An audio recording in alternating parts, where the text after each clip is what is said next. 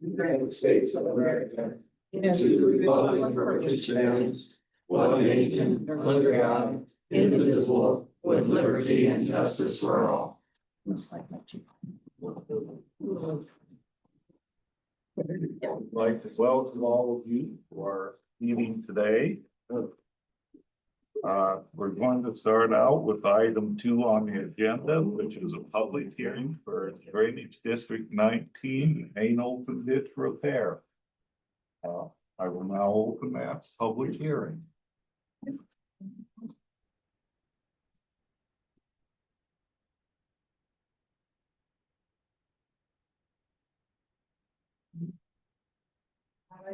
This is the repairs hearing for DD number 19 main open ditch. We also have an informational meeting right after this for the main tile system, but this meeting only pertains to the main open ditch.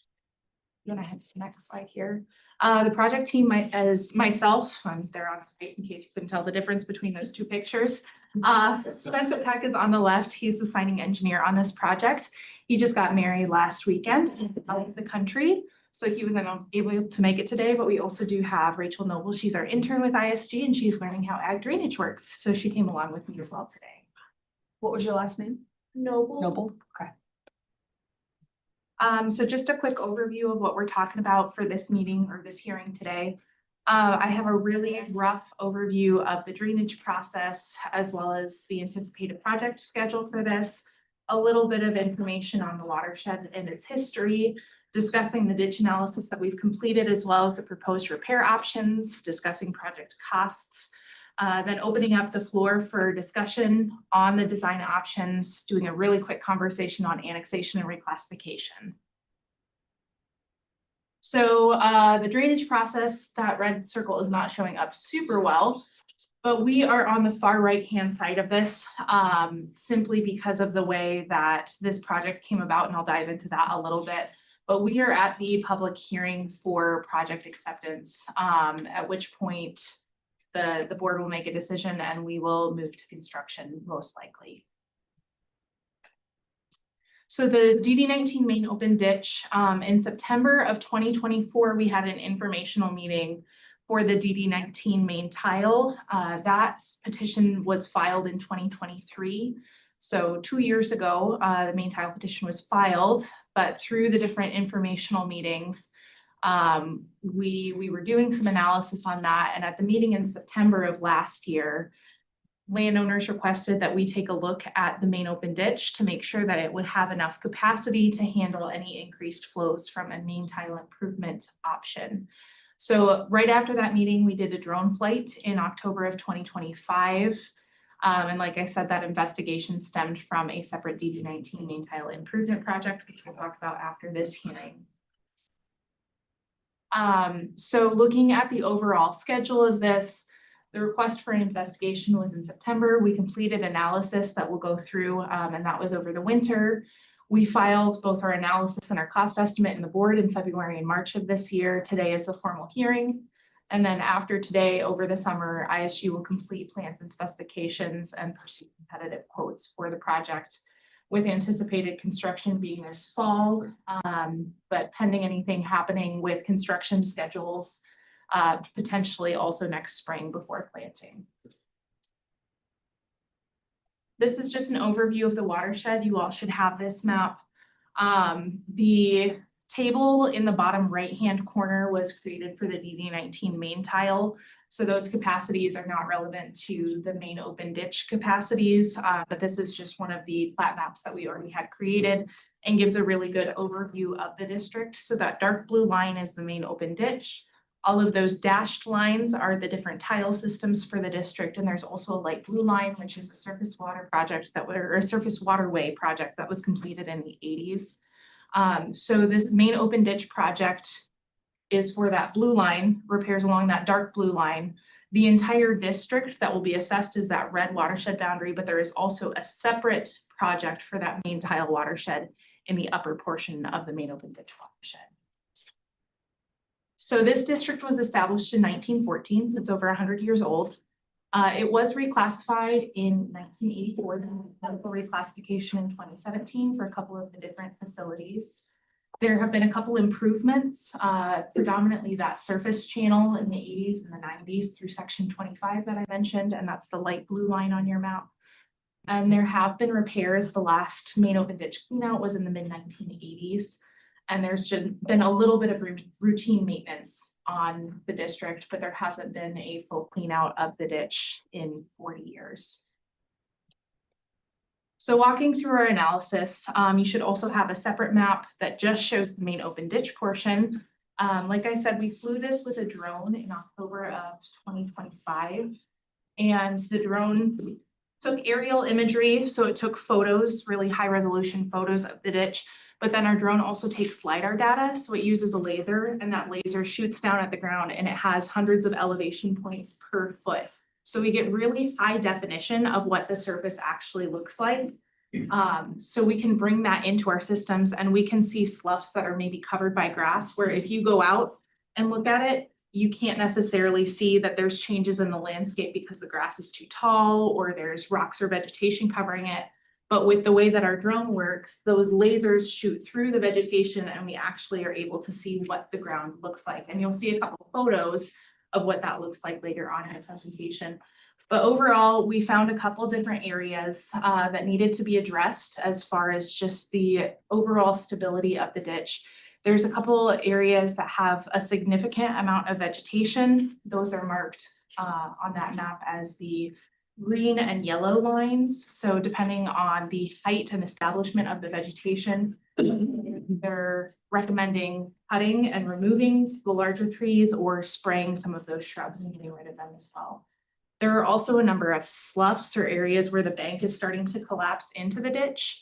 And those are denoted as those black and purple dots. The black ones are ones that have kind of existed for a while.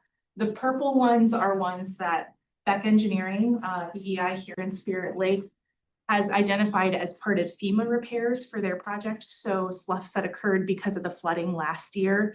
And those purple dots are being addressed through a separate project using FEMA funding for repairs. Any questions on that map at all? Right. So we went through and looked at that data that we got from our drone flight, as well as a little bit going out into the field and looking at things. And we kind of compiled the comprehensive list of exactly where things were happening, whether it was sloughing or woody vegetation, where it was happening, what bank it was on, looking at the severity. So how dramatic of a problem it was, as well as priority. Sometimes things can look really dramatic, but are less of a priority, but typically those things correspond. And then the right-hand column in this chart, which is within one of our original memos filed with the board, just indicates which ones are FEMA repairs and are being completed with a separate project through Beck Engineering. So this is a photo of our LiDAR point cloud data. So what you're seeing here is not actually a photo that was taken. What it is there are thousands of points here, and we correspond each of those points with a color from a matching photo, and we overlay them. So each of those pixels also has elevation data associated with it. Those red arrows point to a couple of different sloughs that we can see just in this specific instance. The one on the left you can see is a less dramatic slough, but you can see where that lighter portion is where we have that sloughing occurring. And then on the right-hand side is probably the worst slough along the ditch. That one was identified as a FEMA repair and will be happening as a different project. This is another one. This is a slough where it's a little less dramatic. It's less of a priority. And we'll get to how we kind of prioritize those or how we would recommend the district prioritize them. But this is a longer slough that is eventually going to start cutting back into the field. And you can kind of see that darker spot where it curves along. And I think I have one more photo. This is an area where you see a lot of smaller cuts starting to come back. There's depressions where if you get enough flow coming over the banks, those are going to start cutting back into the adjacent field. And you can also see in this photo that we have a lot of really well-established trees along this ditch bank that would likely need to be removed. So we have a couple different options that we looked at and did some economic analysis on. The first option would be full repairs. So any deficiencies that ISG identified would be repaired. So it includes removal of all vegetation and fixing all of the sloughs that are not FEMA repairs, since those FEMA repairs are a different project. So full repairs would be those 33 items minus, I think 7 of those are through Beck Engineering. So addressing about 25 different areas along the ditch bank just to make sure that it's stable enough. Option 2 would be clearing your vegetation, so taking out the vegetation along the main open ditch, and then identifying 2 major sloughs. There are some benefits to each option, but I wanted to take a look at the costs here first. So looking at the project cost, to do a full repair of the ditch would be just under $100,000. So it'd be $96,603 is about what our engineer's estimate is. Depending on how contractors are planning to quote the work, it may be more, it may be less, but this is our best guess. We like to kind of come right in the middle of the competitive quotes that we see to get a really good average estimate of what those quotes are going to come in at. So then option 2, so just addressing 2 sloughs and doing vegetation removal through the entire ditch is going to be about $72,000. So about $20,000 less, but there are 10 or 15 sloughs there that are not getting addressed. So I think I have on the next slide kind of a projected cost breakdown that shows you the side by side. So construction costs, or your total construction estimate, is on that bottom line. And I think the point that I would like to get across here is the full repair, while yes, a little bit more expensive, is only $20,000 different. When you have a $10,000 or a 10,000 acre watershed, which DD19 is about 10,000 acres, it's a little bit less, it comes down to an average of $2 per acre more to do the full improvement. So that would be ISG's recommendation to the board, is to do a full repair. The other thing with doing that full repair is the smaller the problem, the easier it is to fix, the cheaper it is to fix, instead of letting those small problems get larger and larger. Because what we will see is if we do a partial repair, those areas that are not necessarily immediate problems are going to become immediate problems eventually, whether it's 5-10 years down the line. And then you're talking about a whole nother project to complete those repairs, and it'll be more expensive. So maybe it's 5 years down the road, but that means you have to pay a contractor to come back and complete that work rather than doing it all in one project.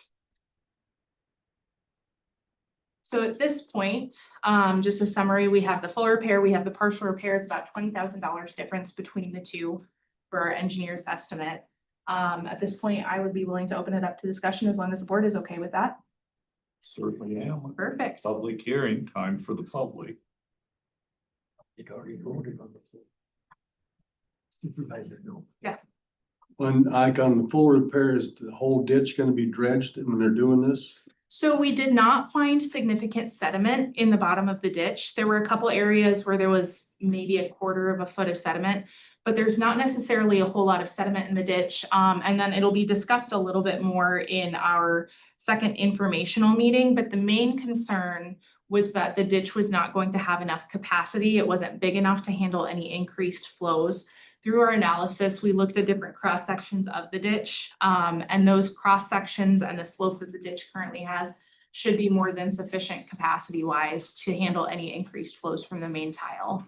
So the ditch has good capacity for design storms, which ditches are usually designed for a 2-year, 48-hour storm, which in this area, I believe, is 3 to 5 inches within the banks, over 3 to 5 inches over 48 hours. The ditch should be able to handle that within the banks. You're always going to have some out of bank flow during the really extreme events like we saw last year. But for the capacities that we're adding in from those main tile improvements, the main open ditch should still have enough capacity. And like I said, we didn't see a ton of sediment that was above what the design grade of the ditch was when it was originally I know constructed. I've looked at it in a couple places and there's mounds of stuff in them ditches in places. Based on our LiDAR flight, those mounds weren't significant enough to necessarily inhibit the flow of the ditch. That being said, if you have areas that you would like to point out to me on a map, we could certainly take a second look at that and include that in the repairs. We could include that in our repair plans, and that could be addressed when the contractor is on site. Most of them mounds were caused by when the beaver dams. Okay, That started when,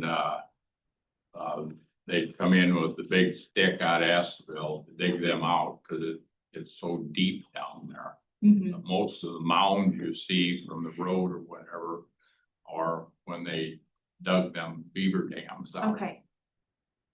That's really helpful information to have, thank you.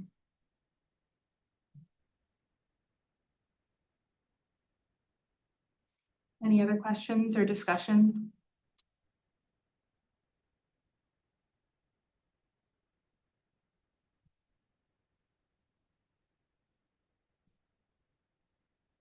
This is not gonna go any further than just the total open ditch. Yes, so this repair project is simply for the open ditch. It is not addressing any tile facilities in any capacity at all.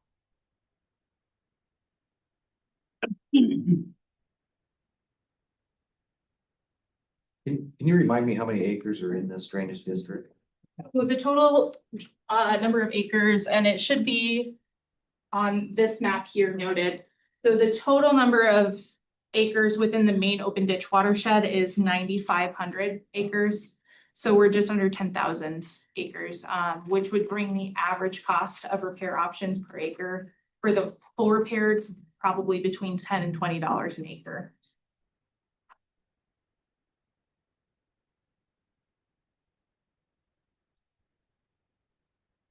For this repair, are any of you landowners against the full repair?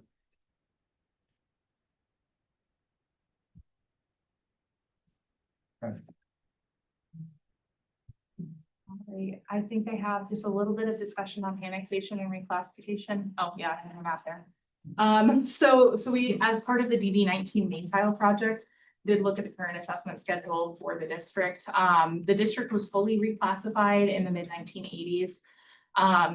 The equitability of that current schedule is probably dependent on what happens with the main tile.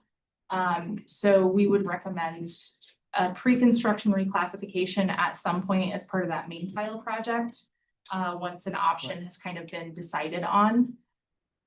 And then if we move to the next slide here, as far as annexation goes, we did a desktop review of different LiDAR data, aerial photographs, district plat maps, and looked at the lands that are benefited.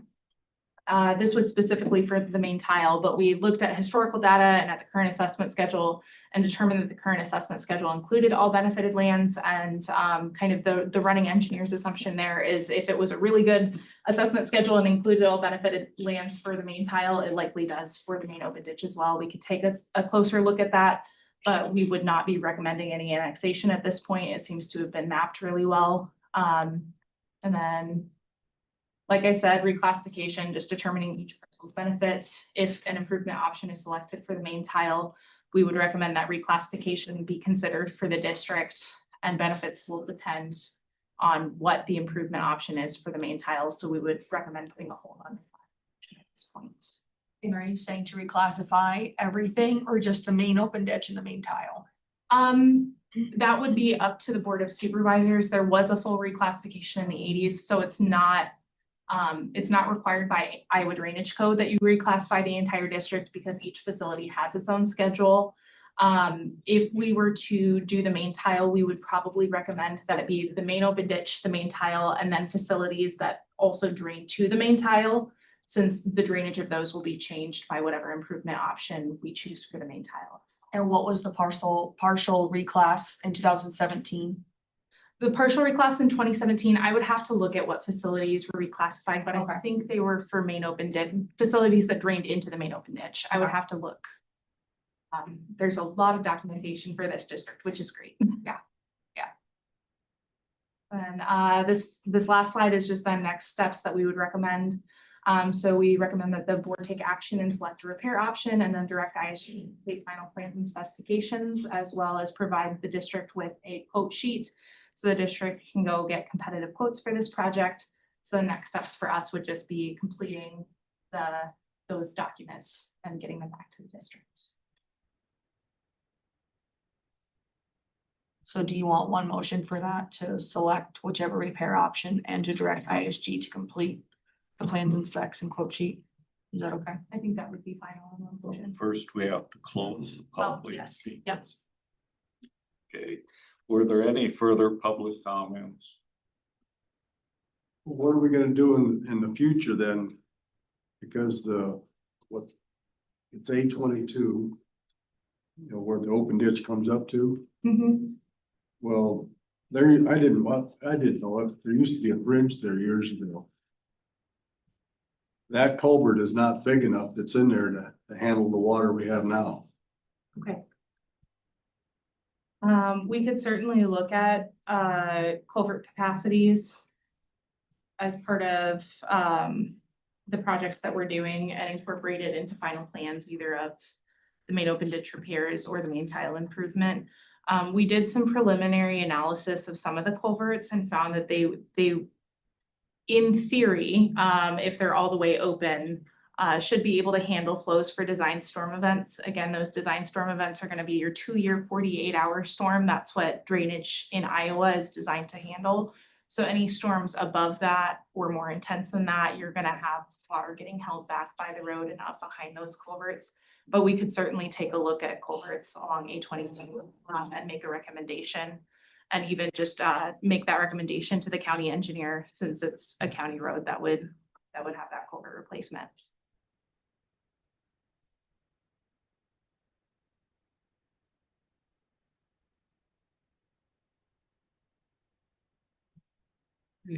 If there are no more public comments, I will close the public hearing. And we will move on to appropriate action warranted. You need to choose which repair option we want, first of all. I believe what I'm hearing from the landowners is full repair. So I'd like to make a motion to proceed with the full repair and then the additional things that the engineer needs to do. Emma's move. I'll second. Thank you, Mr. Clark. Then moved and seconded. Is there further discussion? Is when you go back and look at everything that's been brought up today, does that change the cost then, or that's included in what you've already? It may change the cost a little bit. A lot of the cost for this one is the vegetation removal. That's the brunt of the cost. There may be some additional cost for sediment removal. But I would not expect it to increase dramatically. I certainly would not expect it to put it over the Iowa bidding threshold. I believe that's currently set at $212,000, which is way beyond what we would probably be looking at for project costs, even including extra things. Can I make a comment? Yes, sir. On those trees that are there, whose responsibility is it to keep them under control? They should have been taken out 40 years ago. But so whose responsibility on that ditch is it?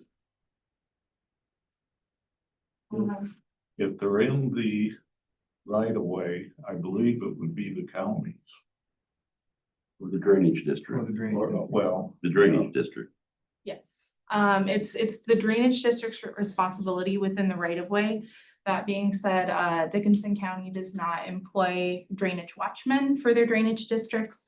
So you as a landowner, they're kind of trusting you as landowners to be the watchmen. And I believe that's kind of an unspoken agreement of we as the farmers will look after our drainage districts. So that way the district doesn't have to spend money on a watchman because those services are usually outsourced to engineers and we charge for that. But if you as the landowners are willing to be the watchman, that's certainly fantastic because you know the district really well, right? It's your district.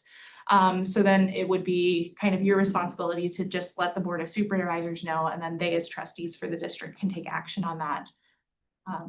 In the county engineer. And the county engineer as well. Yeah. Well, it's a lot easier to take care of a 10-foot tree than a 70-foot. Yes, Yep. absolutely, absolutely.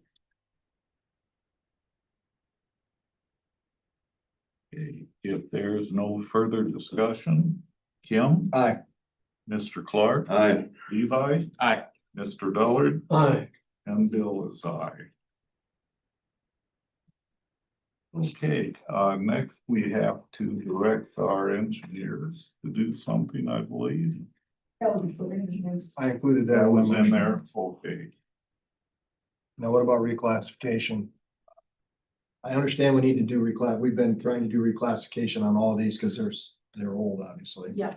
But if one was done in 2017, how does that affect this? So that was a partial reclassification, so they looked at some of the facilities. I can certainly stop by the office after the second informational meeting and just take a look at which of those facilities were reclassified. At this point, we would probably recommend putting a pin in reclassification until the formal hearing on the formal engineers report for the main file system, and then decide what kind of reclassification and or pre-con reclassification to That do. makes sense.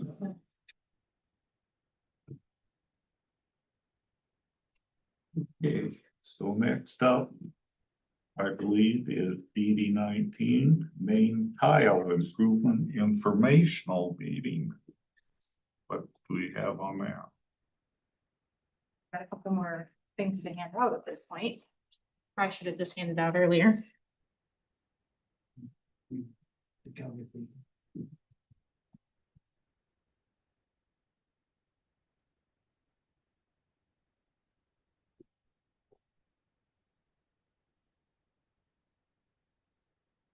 So now moving on to the informational meeting for the DD 19 main tile. So now we're going to talk about all the fun stuff happening upstream. And I just want to reiterate, this is an informational meeting. This is not a formal hearing. So there will be some direction from the board to ISG, but no final decisions are being made today. We're gonna look again at the drainage process. I'll pull that up and kind of talk about where we're at. Discuss some of the existing conditions and capacities of the system, looking at the watershed information and history, proposed options, discussing multi-purpose drainage management just a little bit, as well as the modeling that we completed as part of this project, opening it up for discussion, and then discussing annexation and reclassification before closing out. So this is Dickinson County's drainage and water quality process. We are kind of in that circle, just above the circle and to the right. The text is really small, but it says informational meeting. So we're in that middle box. And over the last year and a half, 2 years, we've kind of been going through that circle where ISG has been looking at different concept designs, going through informational meetings, getting feedback from the landowners, incorporating that in, having more informational meetings. What we're wanting to do is making sure that you understand that this is your district, right? It's not ISG's district. So we want to do what's best for you guys as a district, making sure that the drainage fits what you guys need, and making sure that we incorporate your feedback into that while still following Iowa drainage. So the petition was filed in June of 2023. We did a feasibility study over that summer and fall. We held an informational meeting in December of 2023, at which point we had a couple different options to look at, and we filed a preliminary engineer's report and held a meeting on that in August of 2024. We had another landowner meeting in September of 2024, at which point we got the request to look at the main open ditch. And we're put on hold as far as any other plans for that until after we had analyzed that. So we're kind of between those two boxes today. We're having another informational meeting, after which we're hoping to get some direction from the board for our formal engineers report. We're hoping to file that this late fall after harvest or early winter, and then move to permitting and final design in 2026 with anticipated construction of any repairs or improvements, hopefully in fall of 2026 after harvest. So the DD19 main tile watershed, the DD19 main tile watershed is primarily in Excelsior Township. So if you look at your maps, it is the north part of that main tile watershed. And the main tile watershed is just under 4,000 acres. And we have some elevation gain. There's about 132 feet of elevation gain from the lowest point in the watershed to the highest point. We have soils that are hydrologic classed as C/D, so those show a sign that it needs drainage, it needs tile or ditch drainage in order to be productive ground. It's predominantly row cropped, which is no surprise, but then it outlets into the DD-19 open ditch. So the petitioned area shown on this map, it's highlighted, but this map corresponds. It is from the outlet of the main tile into the main open ditch, all the way up along this horseshoe, and it ends where 190th Street would cross through. I believe it's just a maintenance road at that point. So that kind of upside down horseshoe shape is the area that was petitioned. We've already kind of been through this, but the district was established and constructed over 100 years ago. And so what we see is about 100 years is the lifespan for most of the older tile, the clay tile that was put in. That seems to be the pretty typical lifespan from it. Here's a couple of photos from it. These were taken in, I believe, 2023 or 2024. So it has been a couple years since these were taken. That top photo on the left shows the surface channel that we're discussing, that light blue line on your map. The photo just below it shows some of the excessive ponding happening in section 23, and I believe that is kind of the ponding that prompted the petition to be signed. On the top right-hand side of the screen, you'll see the outlet head wall. And that is obviously in disrepair. That is kind of falling apart. The bottom shows a zoomed in photo of it. So the head wall is for sure in disrepair. It's kind of indicative that there may be other things within the system that are starting to fall into disrepair and may need to either be repaired or improved. We do have drone flight that was taken in 2024 of the entire district. I don't know that we necessarily need to watch the entirety of it. You can see that it was taken after a rainfall event. So you can see the extent of where some of the things pond and flood. We used this to help calibrate our model. So as we were modeling things in the office using our modeling software, we were using images taken from this flight as well as the video to make sure that our model was correct. This is available on YouTube. I have the link to that. So if you wanted to take my card afterwards and get my email, I can send you that link. Otherwise, I do believe the Board of Supervisors and Jordan also have access to that link. So you could also contact them to get access to that YouTube playlist as well.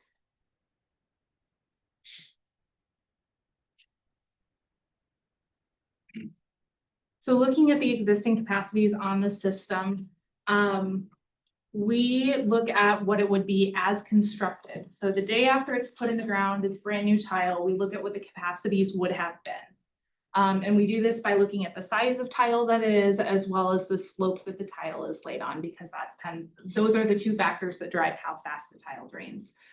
So we look at how many inches per acre per day the system drains. It's dependent on how much capacity your tile has, as well as how much land it's draining, because it's on a per acre basis. Typically, the recommended for current day agriculture is 1/2 inch of drainage per day. Observations that we made, and you can see the drainage coefficients calculated for the main tile on the lower right hand side of this plat map. But what we're seeing is those are generally below 1/2 inch. It looks like the majority of them fall at about 0.2 inches. So we're at about half of the recommended drainage coefficient. So it shows that the existing conditions are pretty inadequate, or the existing capacities are very inadequate. Even if it was brand new tile, it would still only be draining 0.2 inches per day. The other thing about this is the system is old enough that it was clay pipe, it's vitrified clay, which again only has about 100-year lifespan. If it's in really great condition, it can last a little bit longer than that. But most of the systems that we're replacing right now are those vitrified clay pipe systems.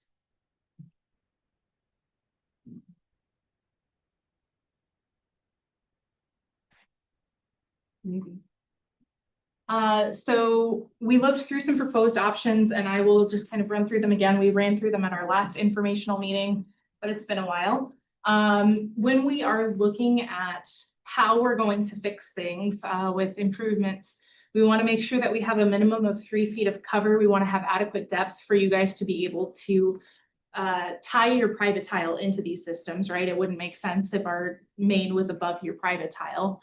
We look at drainage coefficients. The industry standard is a minimum of a 1/2 inch. We like to see 3/4 of an inch, depending on the soil types and how much surface elevation change you have within the watershed. And then we also look at connections and intakes. We want to make sure that we're locating all of the branches to be able to tie them in and make cross connections, replacing any intakes that may be taken out during construction. And we want to make sure that the outlet is adequate.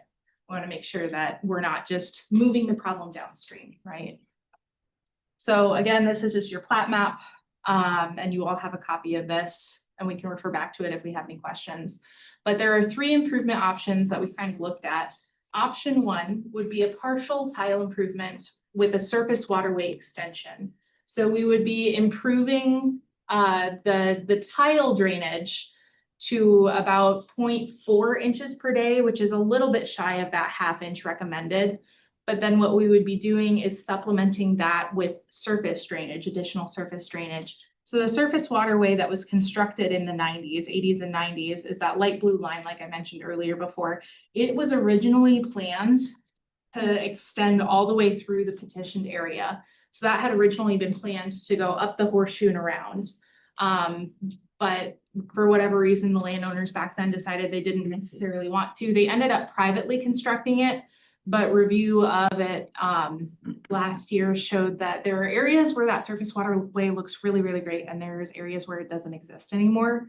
But the district can't necessarily do anything about it because it was never incorporated as a district facility. So the tile improvement would be from branch 371 to the road crossing at 150th Avenue.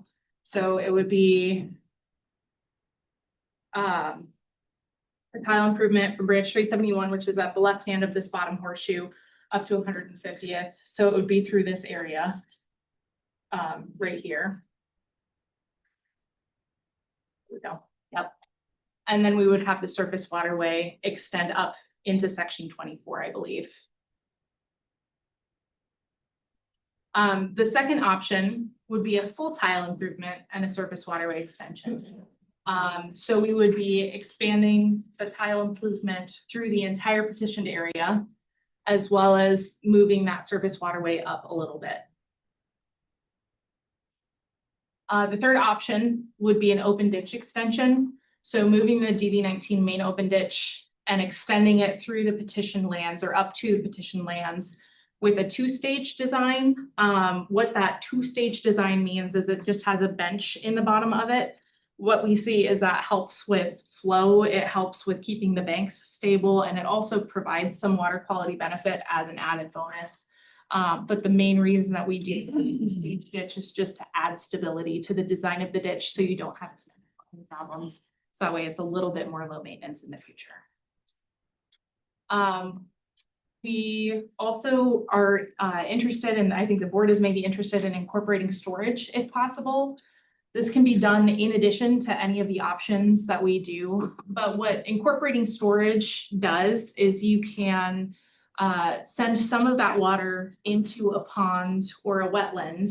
And then what you're able to do is downsize the infrastructure downstream. So it adds some cost savings to the district because there are agencies like the Iowa Department of Ag and Land Stewardship who are willing to pay for that storage portion of the facility, and then you get all the cost savings of being able to downsize the downstream infrastructure a little bit. So there's another project that we had looked at. It's a joint district between Dickinson County and Osceola County. And theoretically, they could have saved $500,000 if they had chosen to incorporate storage into that project. I'm not promising that we can save $500,000 on this project, but I am saying it is possible to add cost savings to a project by incorporating storage. So this is kind of a map of that partial tile improvement. So you can see it's a little bit hard to see, but there's a green line right where I showed you where that main tile would be improved. And then we would be extending that surface waterway up through the petitioned area.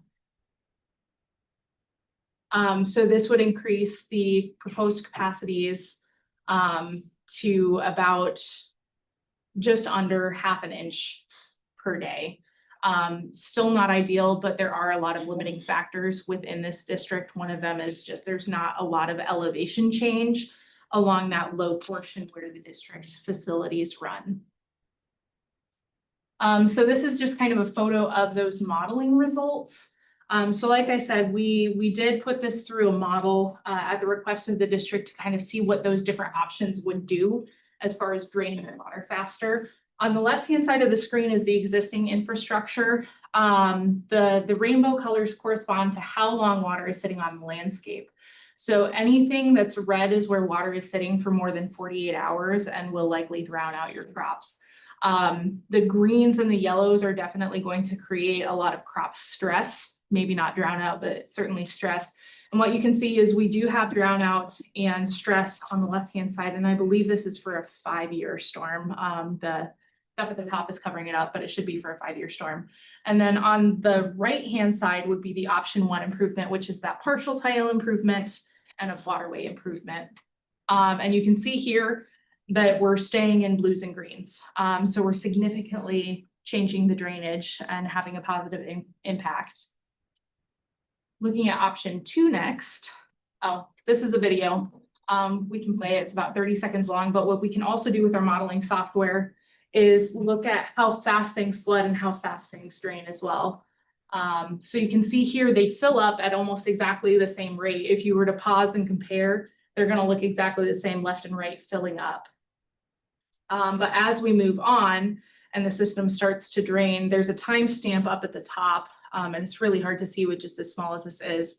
But it shows the days, hours, and minutes. So we're a day into the rain event, and most of the large spots have already cleared up. There's a couple residual spots kind of along the petitioned area that are still there, but there's significant improvement even with just a 5-year storm. Option 2 would be that full tile improvement and the full waterway improvement. So improving both the tile and incorporating a district facility waterway up through the petitioned area. So looking at this, we would be improving the proposed drainage coefficient, and I believe this is just with the tile, not including the surface waterway. So we're getting up to about a 0.38 coefficient on average with the tile, and the rest of that would be subsidized with the surface waterway. So again, we have the map side by side, and the left-hand side is still what's existing there. The right-hand side is the proposed. And again, you can see as we do that tile and waterway improvement, we're moving from those yellows and reds into blues and greens.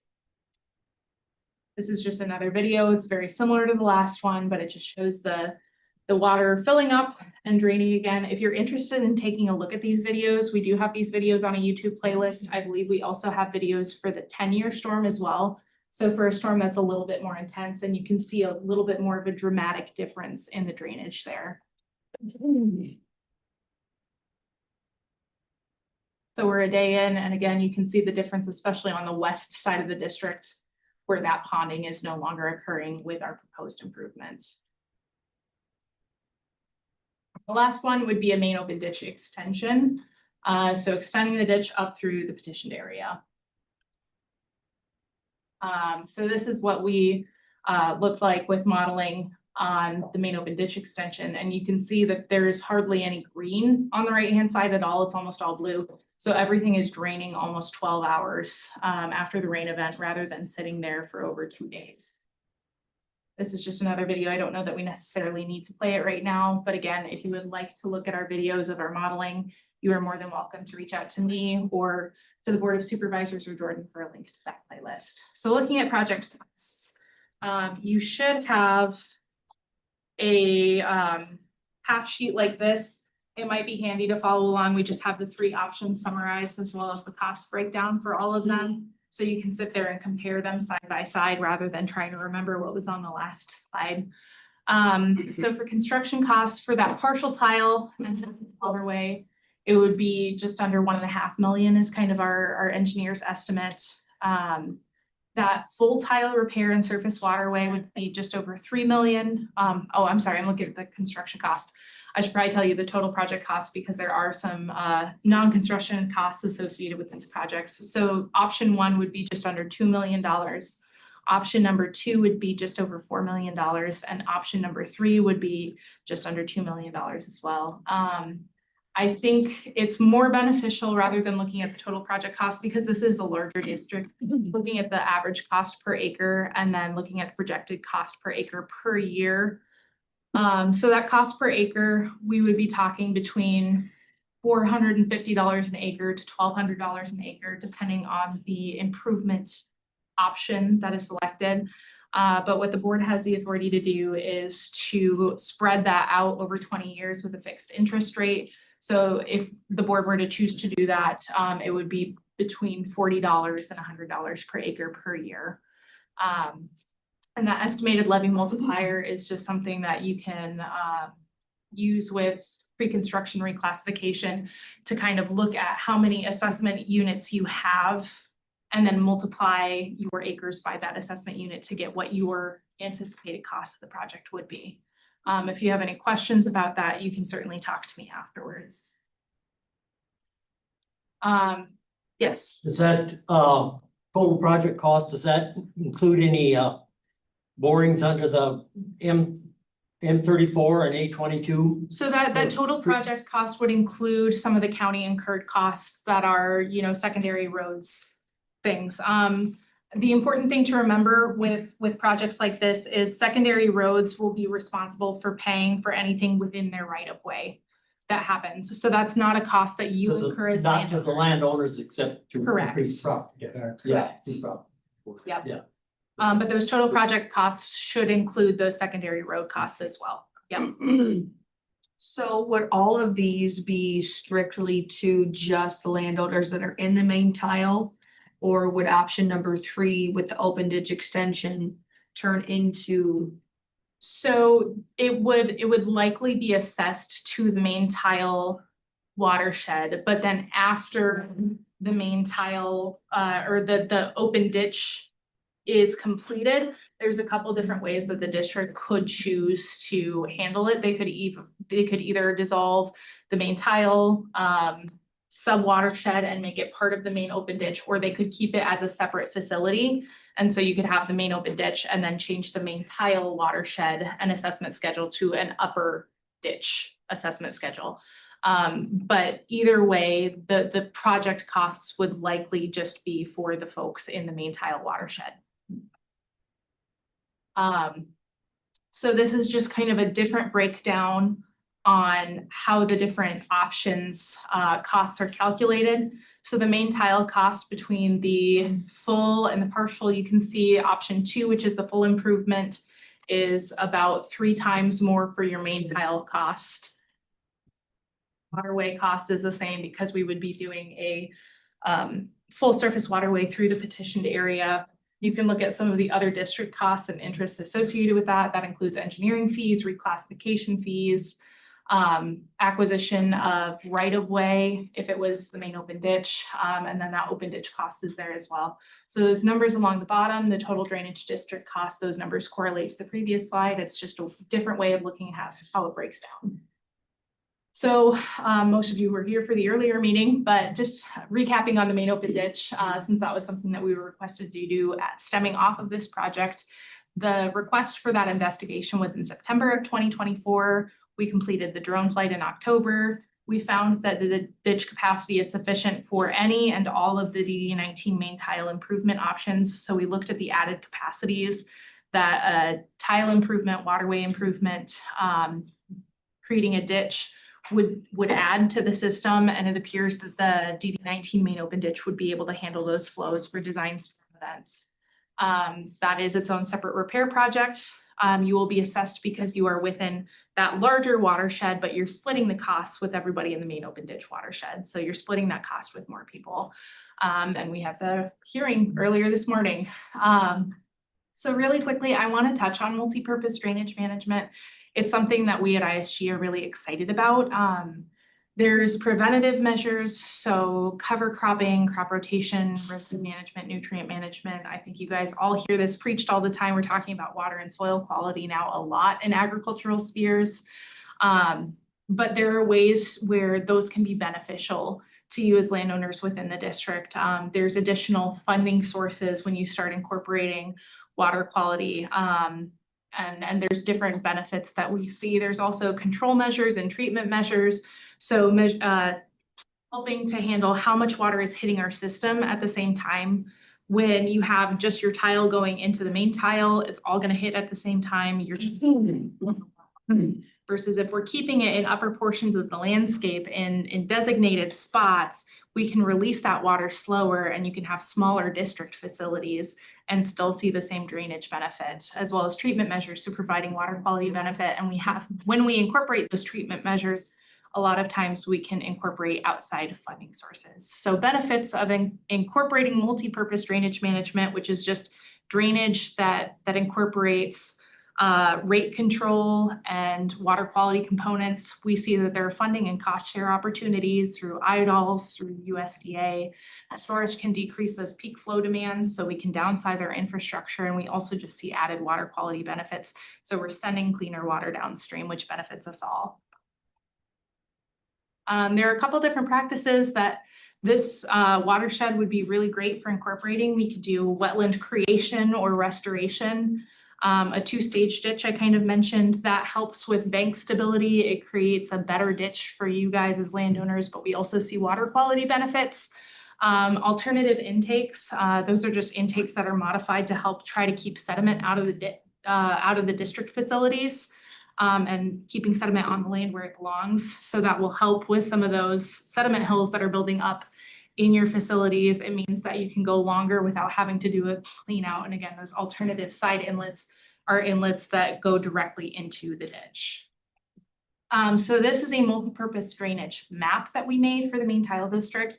If you want to take a look at this, I have a couple copies that I brought with me, but we've just identified a couple of areas on the landscape where you could fit a wetland, or you could fit a grassed waterway or do controlled drainage. We're not saying we need to create wetlands everywhere that there's blue. I don't want you to misunderstand this map. We're not suggesting that you turn the entire district into just like Iowa's wetland hotspot, right? But these are areas that might work well for a wetland or incorporating storage. So if you own land where we're showing a blue spot and you're interested in putting a pond or a wetland in, please come talk to me. We would love to help you find funding for it. And it may end up having some cost saving benefits for the district. So this is what potential storage may look like. This is one of our projects, I believe, up in Minnesota. But when you incorporate storage, you increase the overall capacity of the system. The system can handle more water because you have a spot for more water to go. It reduces those outlet peak flow rates. You change the timing of your peak runoff. So you're changing the way that the water moves, and it creates a more efficient drainage system. And these kind of storage projects bring in a lot of outside funding. This is what construction of a storage facility looks like. So you can see kind of on the more right-hand third of the screen, there's that main open ditch. And so they're building a wetland adjacent to this ditch. With storage, you get paid permanent damages for the land that's taken out of production. You get paid for an easement on that. You get paid for temporary damages. You get paid for any crop damage that occurs, as well as any topsoil strip emplacement, spoiler replacement. So you're not losing any of your topsoil. And in fact, some of that topsoil can go other places as well. So this is just an example of one of the more publicly acknowledged storage projects that we've done. So this is up in the city of Fairmont, Minnesota, but we got funding from all of the sources shown on the left-hand side of the screen. I believe this one was like a $3 million project, which the project that we're doing in DD19 would be not quite as large as that. But they got, I believe, like 80 or 90% funding for this wetland, completely paid for, and the two-stage ditch, they got most of their ditch paid for through outside funding, because they were including water quality components. And this one is a little bit unique because this water that's going through the tile drains into a chain of lakes that are then used for that community's water source. So then they were also cleaning up their neighbor's water source as well, which is part of why they got a lot of outside funding. But there are huge funding opportunities for projects when we incorporate storage or water quality components. So I showed you the models earlier. I'm not going to go through this slide, a whole lot, but we have a lot of inputs into our model. We're not just throwing two numbers in and then letting it run. We're looking at the type of soils we have, how fast do they drain, what texture are they? We're looking at the way that the landscape goes, and we're looking at elevations, we're looking at recent rainfall data, we're looking at those drone flights and LiDAR data that we get. And we put all of it into a model, and we spend hours working on this model, so that way we have an accurate understanding of what's going on in the system, and we calibrate it multiple times to make sure, and we run it past the board, and we run it past you as landowners to make sure that we have an accurate view, so that way we have our best guess at what's going to happen with those improvement options. So we're fairly confident that the videos that we're showing you are what the landscape is going to look like after the improvement options. So this is just kind of looking at some of the capacities of the system. So if you look at the rainfall event, you can see the amount of rainfall that we use. We kind of use the 5-year 24-hour storm as our standard. But you can see the existing, we have about 144 CFS leaving the system at the outlet. And we're over doubling that with the ditch.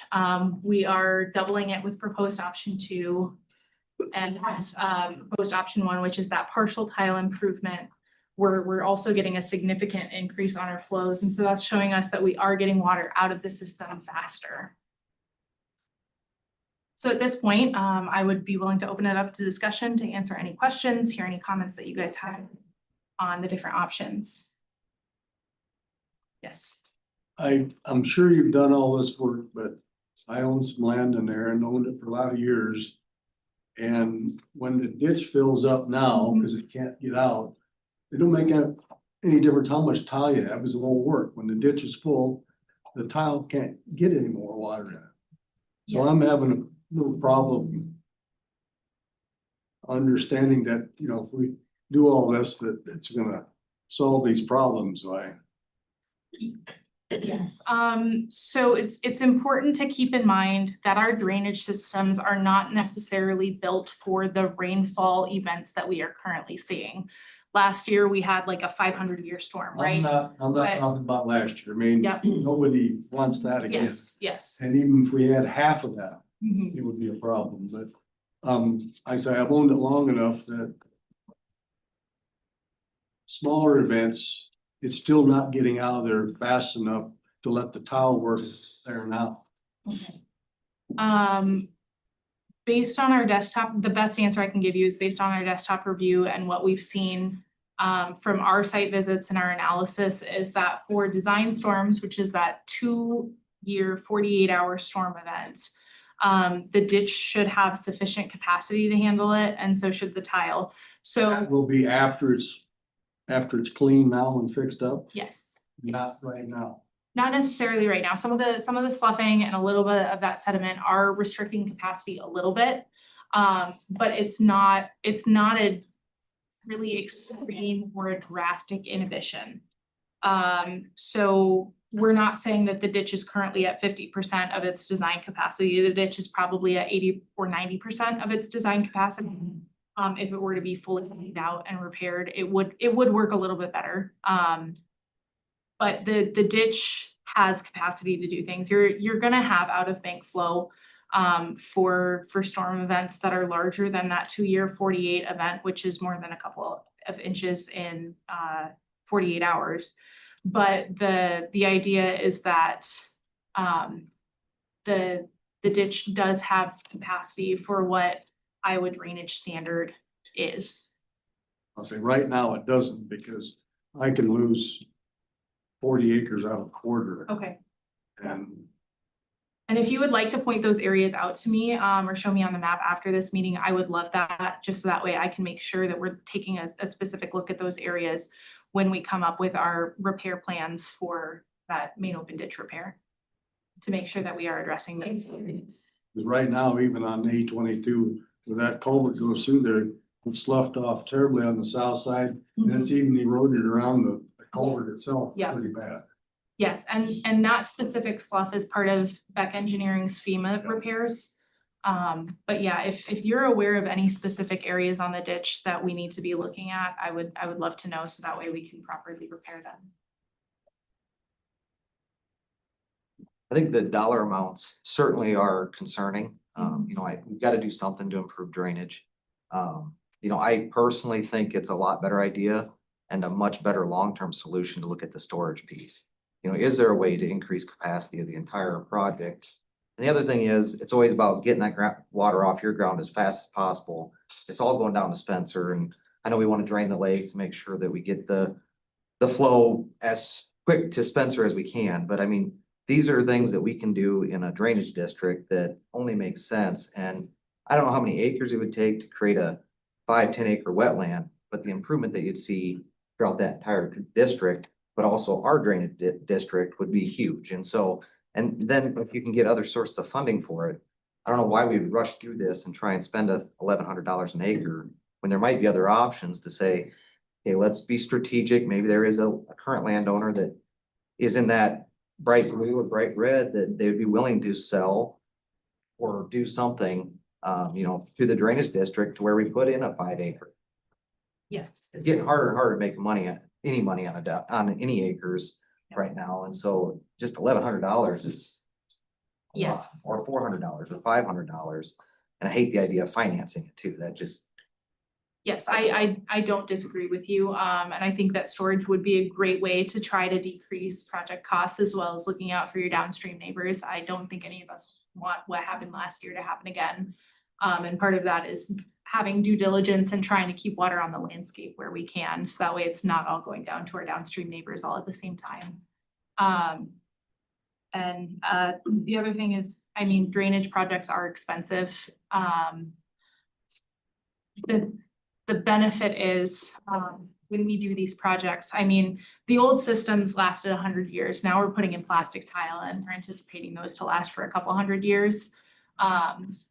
So it really is like, you will see some benefit in your lifetime, but also thinking for generations beyond us as well. And I'm not downplaying the fact that this is expensive, because it is, and it's not something that I have to pay. It's something that you as the landowners have to pay, and I do empathize with that. but 100 years ago too, we weren't pattern tiling. Correct, Field. correct. So the capacity it has to be higher. And Yes, so to me, it makes sense to think more strategically than let's just put in a bigger plastic tile and that's gonna solve all of our problems. I think we've got to look longer term and say, does it make sense to look at storage to increase this for the long term? I mean, Yep. that's what we're in it for. And I will say, I'm only here to represent the family that owns only 53 acres in this district, but it's all in CRP. All the tile, we don't have any perforated tile. It's a wetland basically. And if it was in this location, I would have loved to say, throw all the water onto this 53 acres, but unfortunately we're kind of on the far end of it.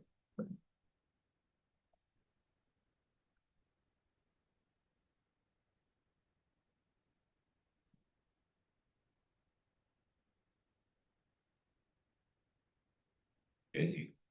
Anybody have any other comments? Questions?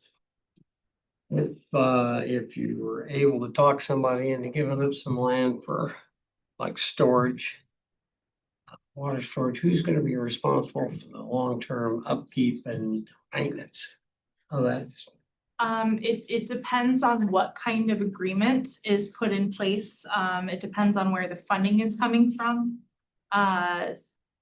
Typically, we'll see them become IDOLS wetlands, in which case the landowner signs an operation and maintenance agreement with IDOLS. That being said, for district facilities, it could technically become its own district facility if a landowner said, I'm fine with you using my land, but I don't want to do the maintenance and the upkeep. If the district wanted to, they may be able to sign that operation and maintenance agreement and just make sure that they check it once a year to make sure it's functioning. They take out any trees or saplings. Maintenance on storage wetlands is not super intense. You gotta do it depending on who you are. I do know there's a couple counties that work with their county conservation boards with those IDOLS wetlands. And so there's a county that we're working with right now where the county is providing some of the financing for the wetland. IDOLS is providing the vast majority of the funding for the wetland, but it's on county land. So the county has the agreement with IDOLS. And then they're offloading that to the county conservation board. And I know some county conservation boards are ecstatic about having a new wetland. Some are less than ecstatic. It really depends on what county you're in and who's on your board. But there are a number of different ways that the agreement can be written, depending on who is willing to take responsibility for it. But I've seen it where districts have taken responsibility. I've seen it where the individual landowner takes responsibility. I've seen it where the county conservation board takes responsibility. So not a direct answer to your question. I guess the more direct answer is it's complicated and it depends on how badly you want it and who wants to take responsibility.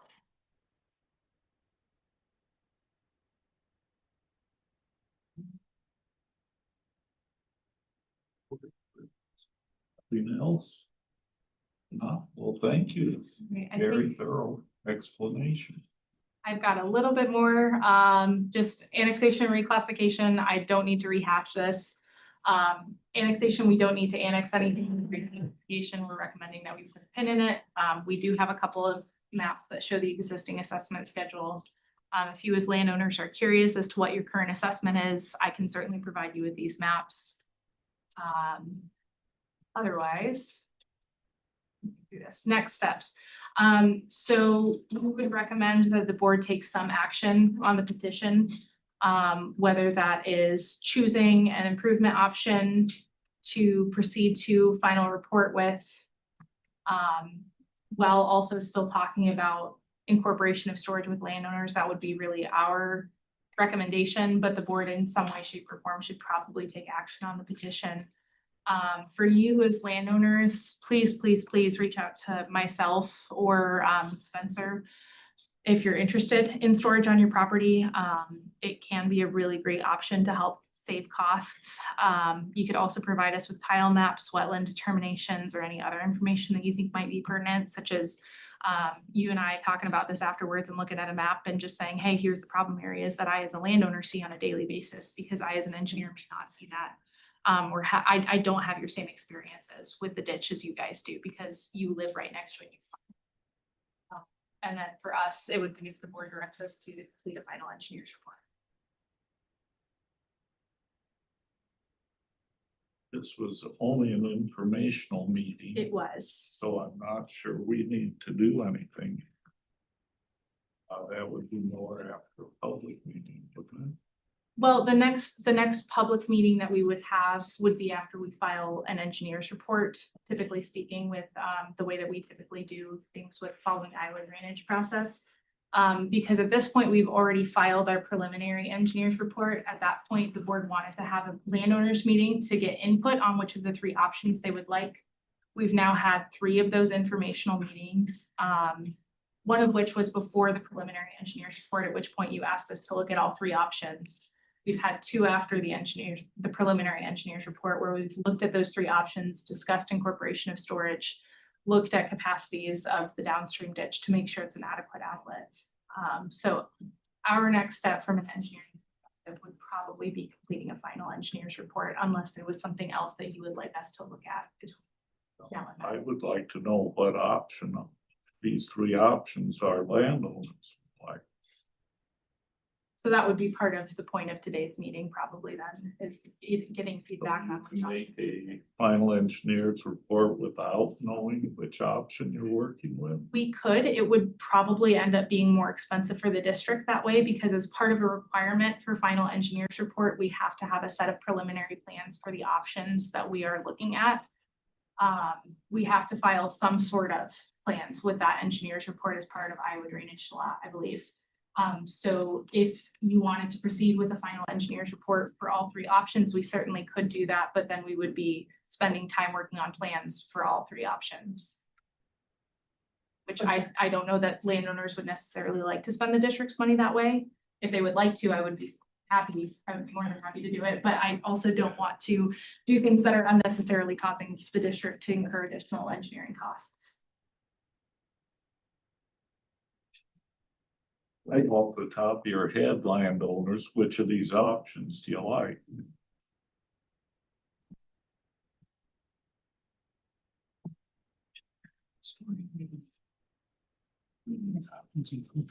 I don't like any of them, but I mean, option 3, I guess, would be make the most sense. But to me, the other piece of this that you brought up is the board just approved the main ditch clean out. You know, you can't wait forever, but would it make sense to clean that ditch out, spend the money and see, does that improve anything? Do we get some better flow?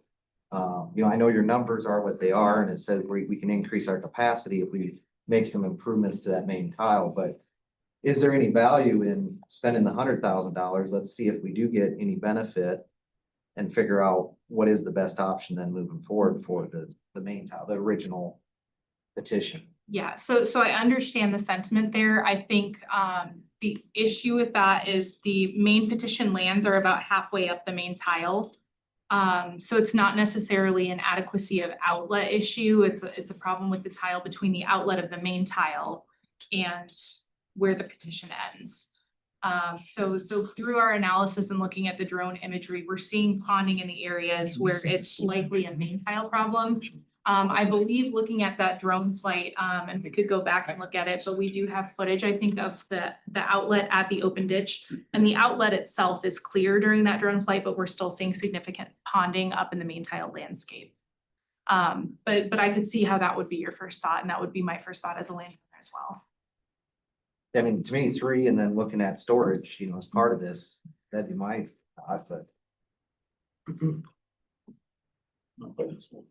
Every landowner has equal responsibility per acre to take care of this issue, right? So as far as paying for this, if you have 100 acres, you're paying per acre. Not necessarily, so that's where reclassification of benefits comes in. A lot of the systems, when they were first classified as a district in the early 1900s, it was on a per acre basis.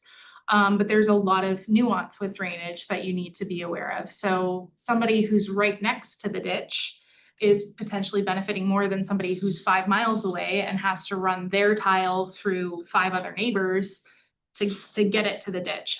So things that we look at when we are reclassifying a system, we look at how close you are to the facility, how much of the facility you use. If you're up at the top of the main tile, you're using the entirety of the main tile.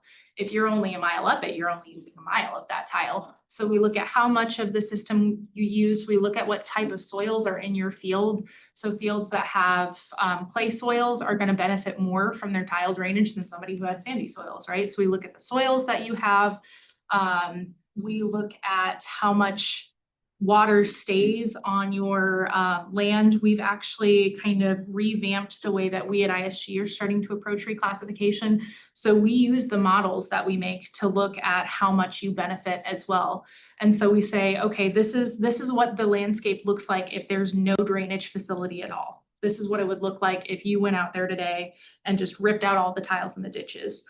And then we look at whatever improvement option we're choosing and we overlay the two, and we look at things like how much of your field is flooding before versus after. We look at the depth of flooding before and after. We look at the time of flooding, how long water stays in your field before and after. And we also use those to determine the benefit. So we look at the need for drainage, the benefit of drainage. There's one other category and I can't remember what it is, but those are the things that we look at overall.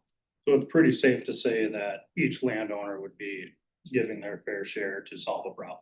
Correct.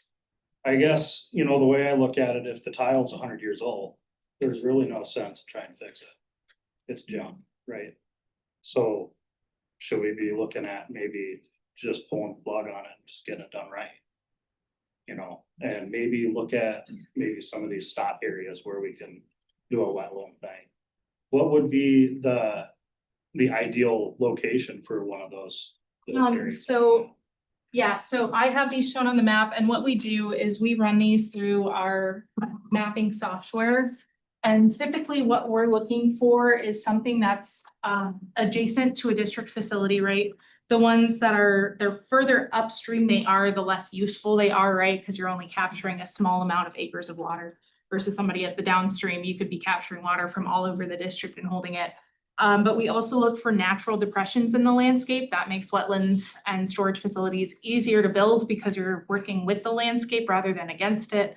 We're looking for areas where water naturally flows into it. We could certainly look at potentially doing a pumped wetland where we're taking flow off of the main system and pumping it up elevation wise.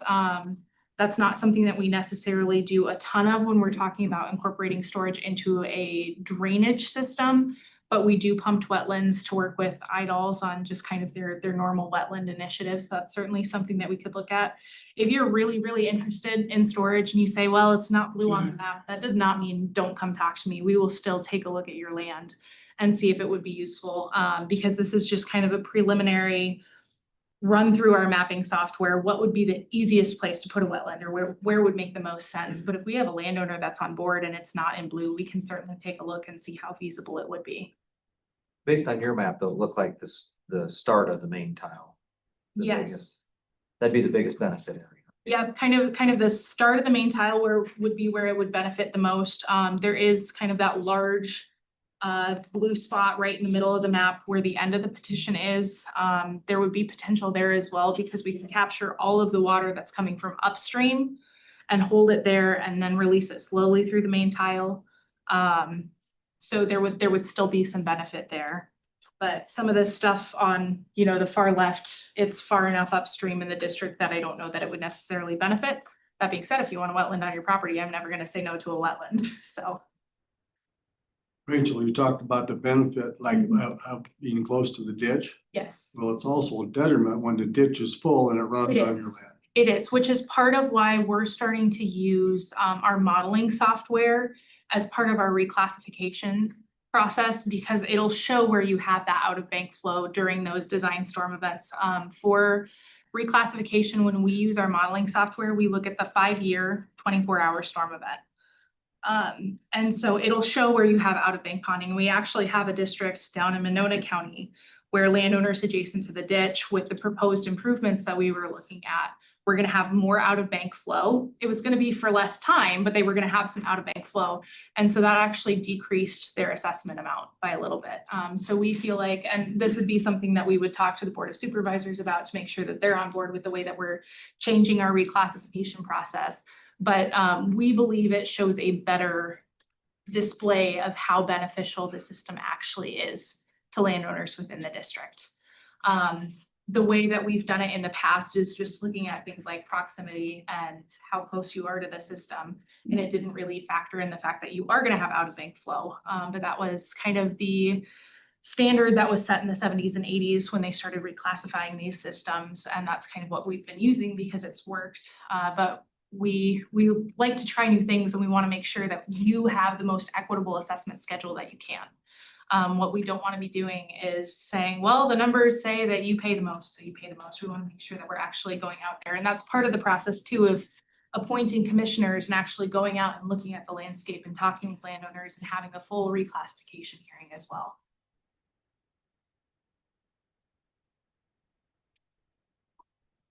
The decision to reclassify, that would be after the final engineers. Correct. We would recommend reclassifying probably as if especially if the open ditch option was chosen as a main tile improvement option, because it's gonna drastically change how water drains off of the upper landscape, right? Because you're no longer constricted to a main tile, you now have the full main open ditch. So we would recommend that. We could also certainly conduct a pre-construction reclassification. If the board wanted to select one option, we could start working on a pre-construction reclassification on that. And so what that is, it's not the official reclassification, but it shows you if it allows us to bring numbers to a hearing when we have our final cost estimate with our final engineer's report. We have that new assessment schedule that would likely be very similar to what ends up being the reclassified schedule. So you can see a better estimate of what you would be paying for the land that you own within the district.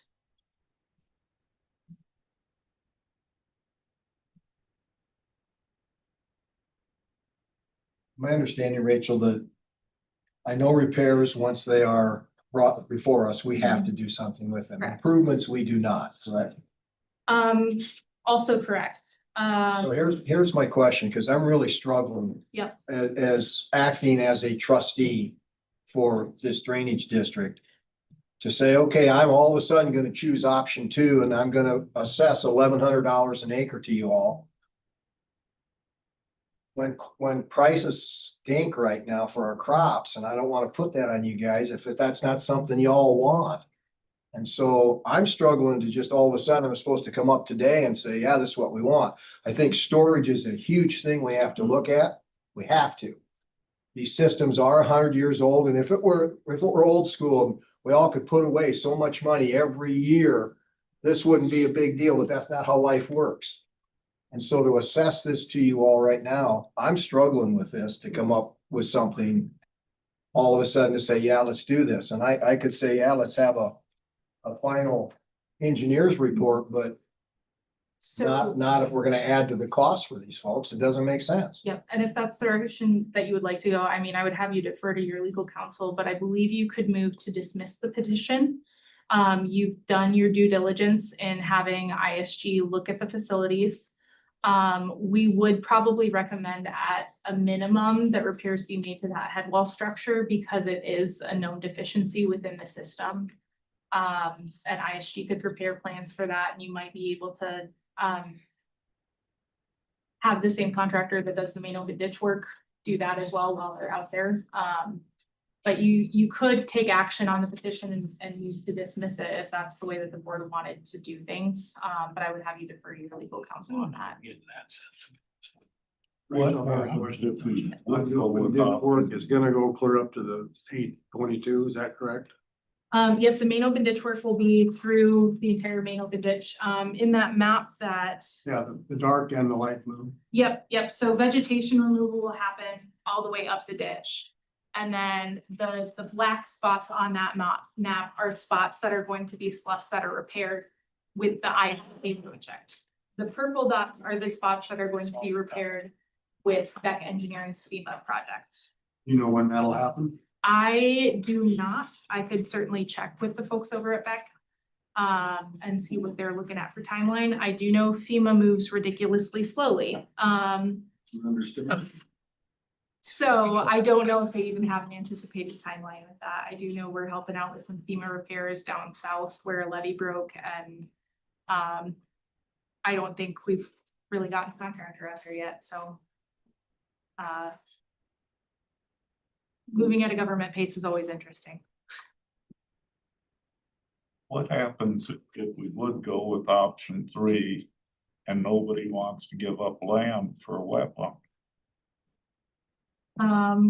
We certainly could just do option 3. The ditch would be a little bit bigger. If we were to put in a wetland, we could potentially downsize the ditch a little bit, make it a little bit smaller because it's less capacity that it has to convey. But there wouldn't be a drastic difference if there wasn't a wetland put in place. It would mostly just be the size of the ditch. That would change a little bit. Do a public hearing on option 3 to see if there are, do your report for that, and then. If the landowners choose not to, they don't want option 3, I guess, after. The final report, I guess. And then if they were to meet remonstrance Yes. and do all that to see, cause. Yes, so if we were to proceed to a formal engineer's report, that is not the board saying we are going to do this. You're saying we want the report on this so we can move to a hearing. At which, during that hearing or before the hearing, objections can be made and the landowners could meet remonstrance. And the option of landowners coming forward to putting Yes, some type of Yeah. waterway on their property. correct. Cause is that going, so if somebody were to come to you and say, yep, we're gonna do a waterway on our property, will that take that amount away from the amount of the option that they're choosing?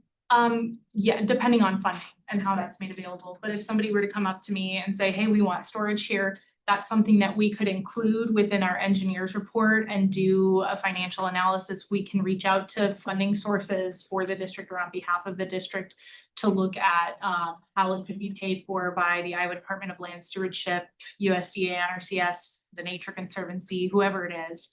And then we would be able to, within our preliminary plans that are filed in that engineer's report, account for that storage that's happening on the landscape and adjust our cost estimate accordingly.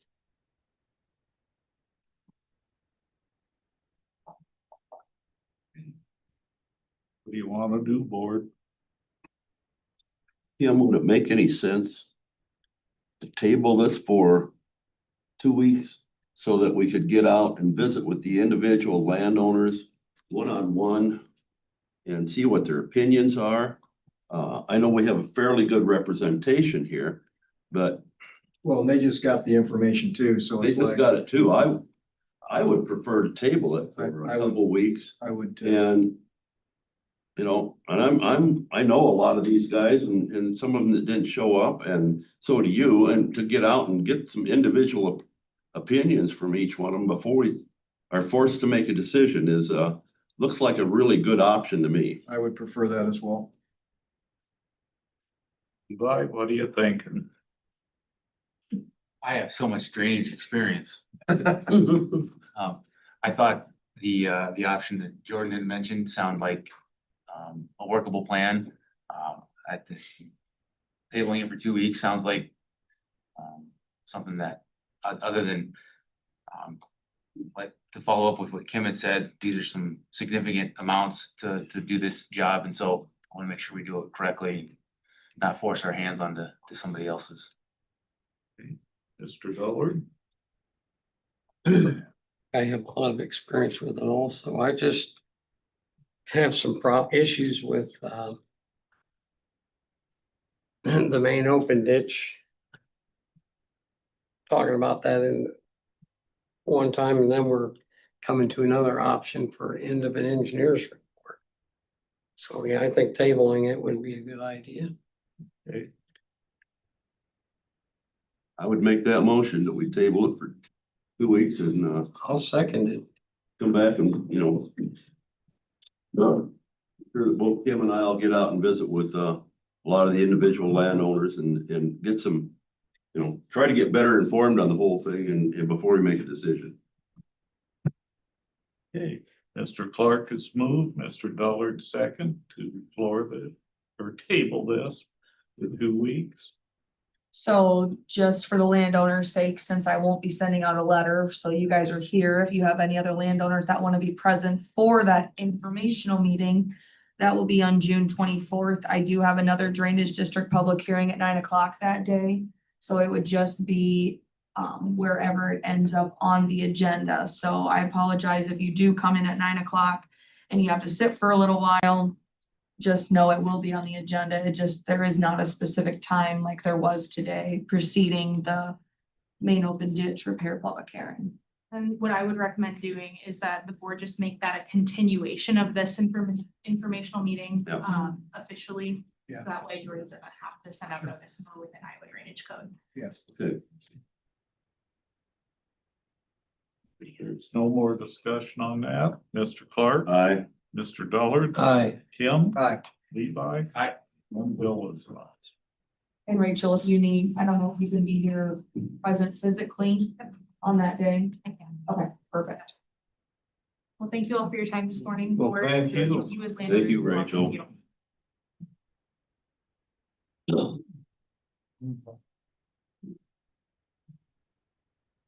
Hi, Charlie. We good? Always interesting stuff. That's Jim Moore.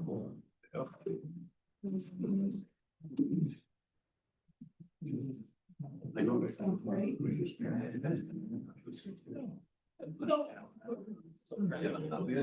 Thinking you're 10:30, aren't you? No worries. I will say. The office is. The main open ditch. Right now, right now, when a repair is requested, you have to. That was a repair. Thank you. That's that main open ditch. Right. And that we're doing that. This is an improvement beyond what's there. Or We're still gonna settle on. the head there is collapsing, fixing that. We have to do something. Especially for third meeting. Sit here beside me. More paperwork, more paperwork. Yeah. more Yeah. paperwork. I got, That's what I want. somebody couldn't be here, I gotta get some. Good, very good. Yeah.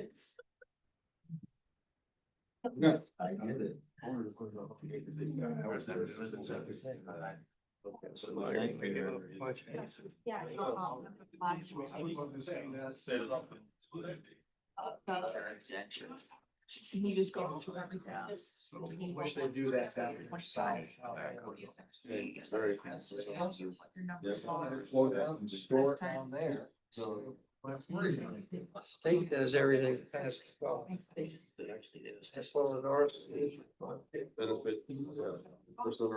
Necessarily, they have reviewed it. Oh, yeah. Beyond that, if it's in our county, we still are looking for that. It's 10:30. 10:30. Another public meeting. Gotcha. Okay, it is 10:30. We have to have a public hearing on zoning fee schedule. I have one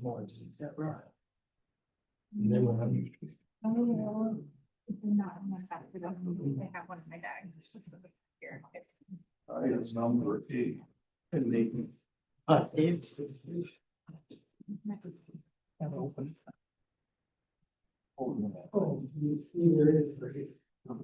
Yeah, there it is. Okay, I will now open the public hearing on the approval of the fee schedule.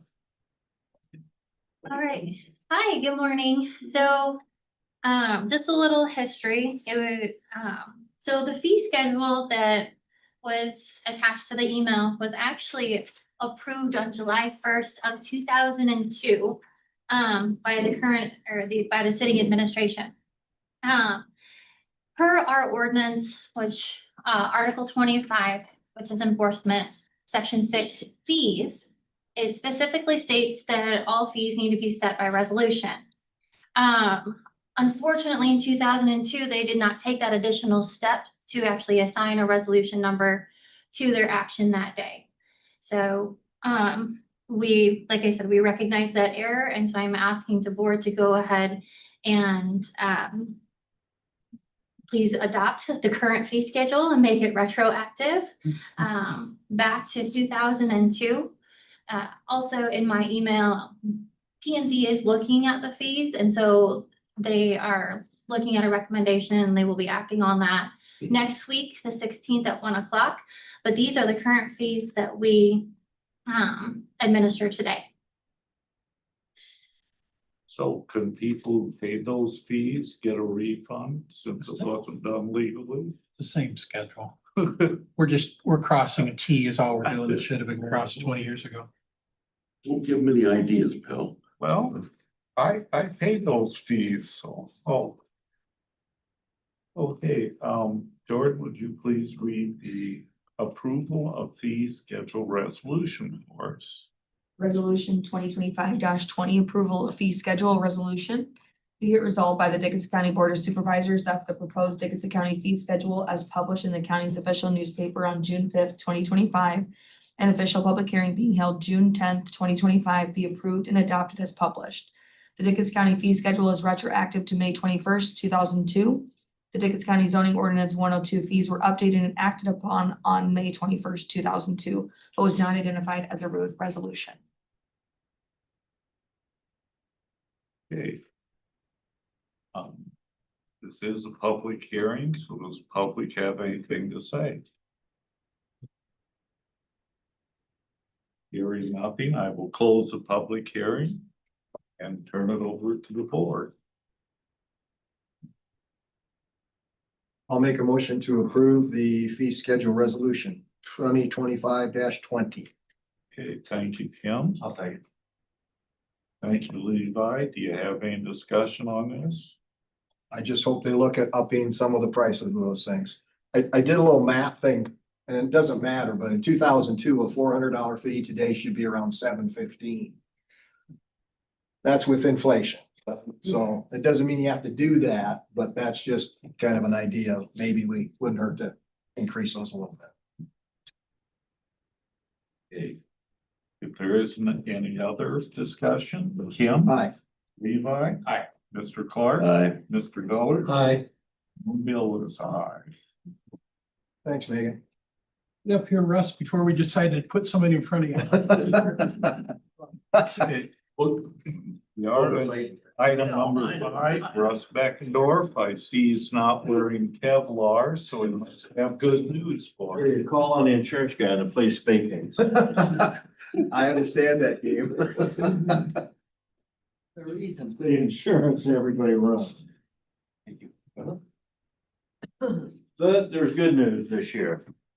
I won't say that the insurance crisis is over, but I think now there are those in the industry that will disagree with me. Thank you, sir. But I think we're seeing the light at the end of the tunnel. Hallelujah.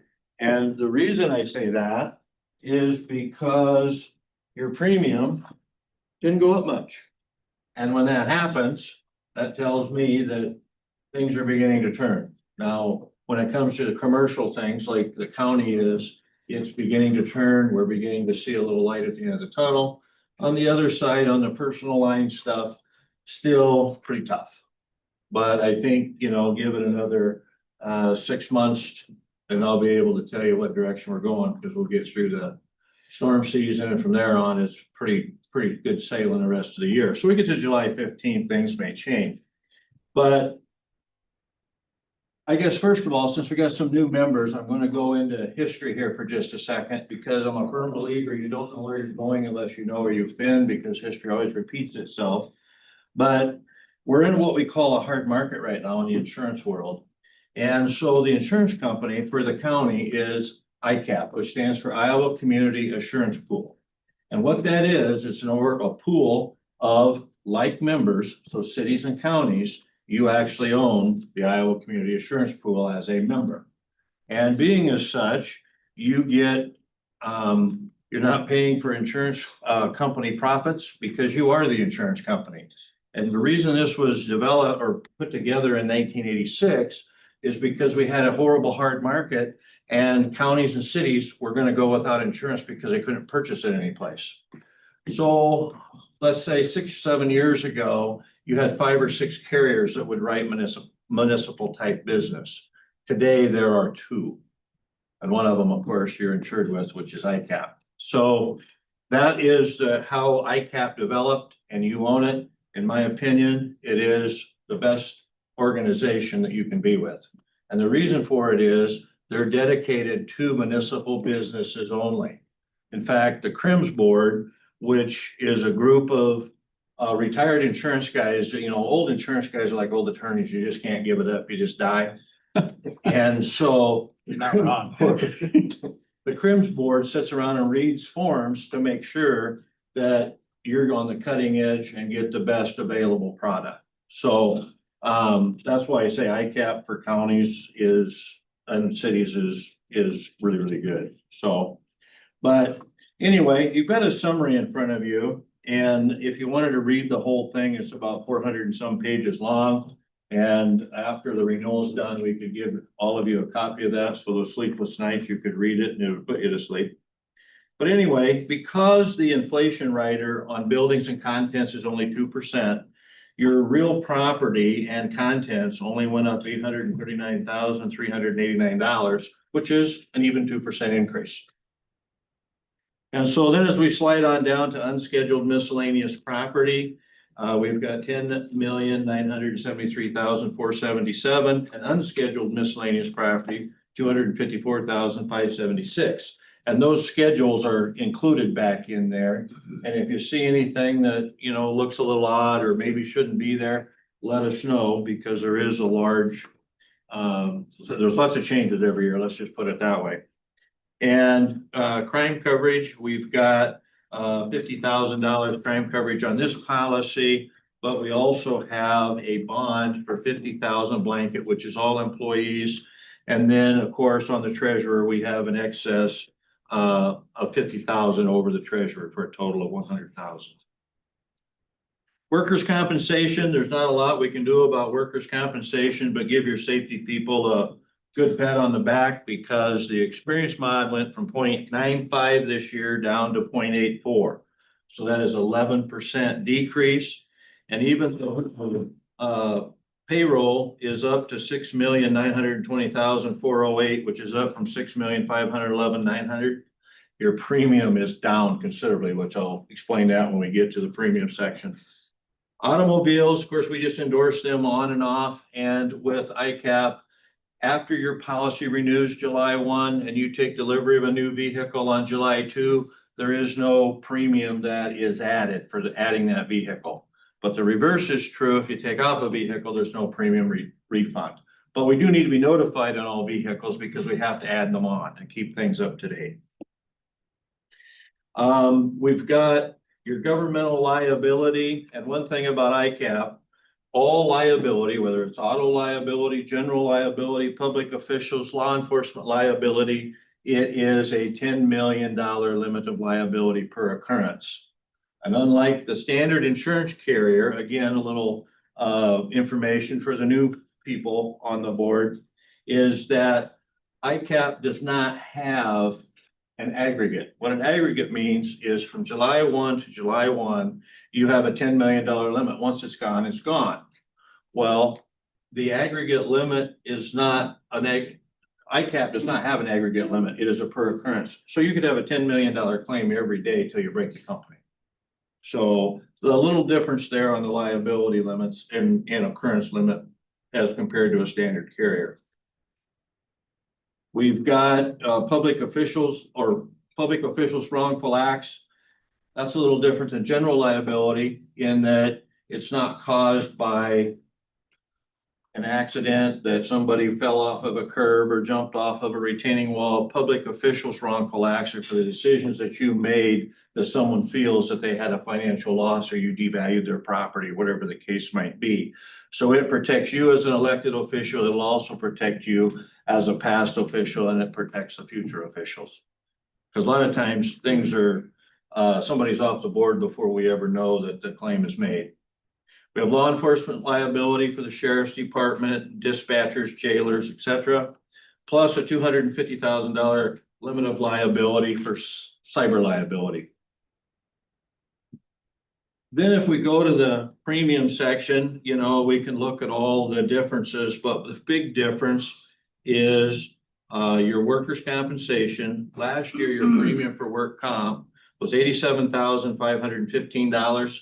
This year, $59,054. Thanks to the experience mod dropping, and there were some rate changes that actually went down on workers' compensation. So that was a big savings for the county because that figures out to be about, now I will explain the difference. Work comp is not ICAP. It is, the acronym is IMWCA, which is the Iowa Municipal Workers' Compensation. And your actual reduction in that premium was $28,461, which is 32.5% decrease in your work comp premium. And over to the lower left below everything, if you look at the bond, it stayed the same, but ICAP premium is last year was $579,262, this year $611,108, or a 5.5% increase. So overall, when you look at everything at 2% on all the buildings, not a bad deal. So, and there wasn't last year a lot of changes as far as large equipment coming in and out. But one thing that ICAP is going to do in the future, if you will recall, probably 5-6 years ago, they started a project to where all courthouses and buildings, I can't recall, I believe it was over 500,000 or $1 million, I don't recall, but they divided the state into 4 quadrants, and they had an engineering firm come out to get the real replacement cost on courthouses, libraries, and all the things that would be owned by a city or a county. Now they are hiring a firm, and they're going to take any mobile equipment or scheduled equipment that's 250,000 or more and get a true value. And the reason for that is if you look at your scheduled equipment, a lot of those units on there are insured at replacement cost. Well, a 2013 motor grader might have cost $175,000. Today they cost over $500,000. But you get replacement cost on that 2013 motor grader, they really would want that value raised up to $500,000. So that's their next project. And I don't know how soon they're going to get to the Northwest Iowa quadrant, because they're starting in Southeast Iowa. But they will get here, and then they're going to give us the option You can go replacement cost and all that stuff, or we have to change it to what is called actual cash value, which means they will take depreciation. Why is it important to have replacement cost? True claim. It's on a tanker truck going to a fire, it's 10 below zero. They get 4 miles outside of town, the tanker truck gels up, somebody never put the additive or had number one fuel in it. Gelled up, 4.5 hours later, they pull that tanker truck out of the driveway where they parked it when they was going to the fire. The next morning, the city clerk goes to work and there's water running underneath the door of the fire hall coming out into the street. Well, it froze the pump in the fire truck, it broke some of the valves and various things. But to make a long story short, they were insured for actual cash value. And because of that, they only got like $1,250 for a $13,000 claim because of deductible and depreciation. That's why it would be important for a motor grader to be 500,000. You have a fire and it smokes the motor because of the fire. Well, the grader's fine. You just got to get a new motor. I don't know what a motor grader motor costs, but $200,000, $150,000, I have no idea. But I know it won't be cheap. So, all right. Couple of other things and options. First of all, cyber liability. I said there are $250,000 of coverage.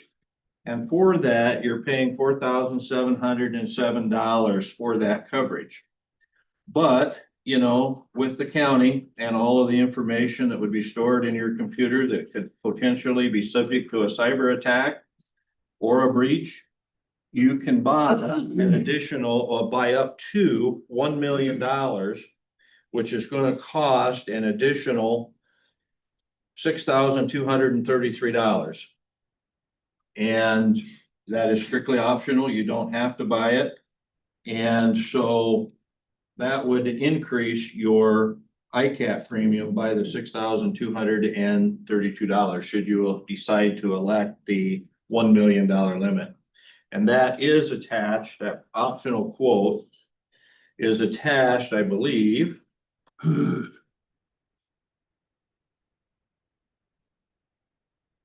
Right behind the premium section. So if the total cost for the 250 is 4,707, $1 million is 10,943. Thus the 6,000 and what they say, $6,236 additional premium over and above what is currently quoted.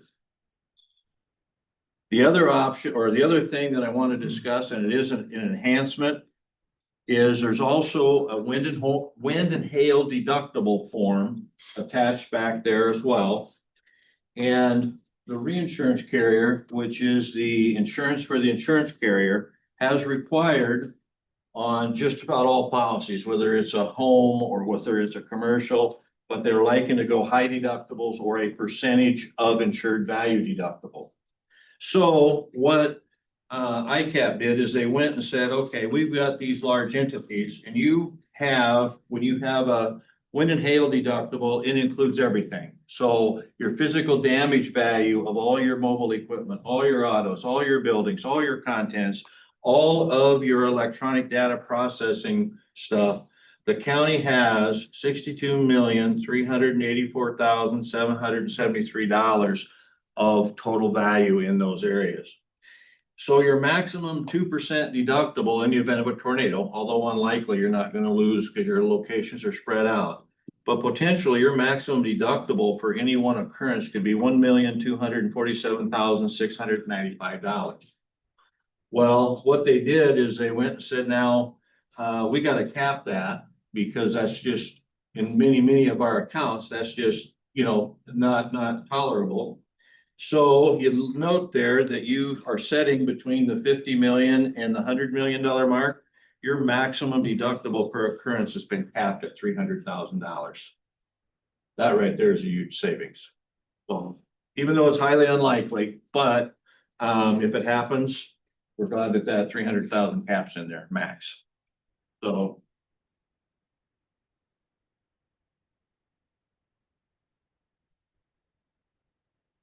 Then the other thing that I would like to point out is there's also an IMWCA workers' comp schedule in there.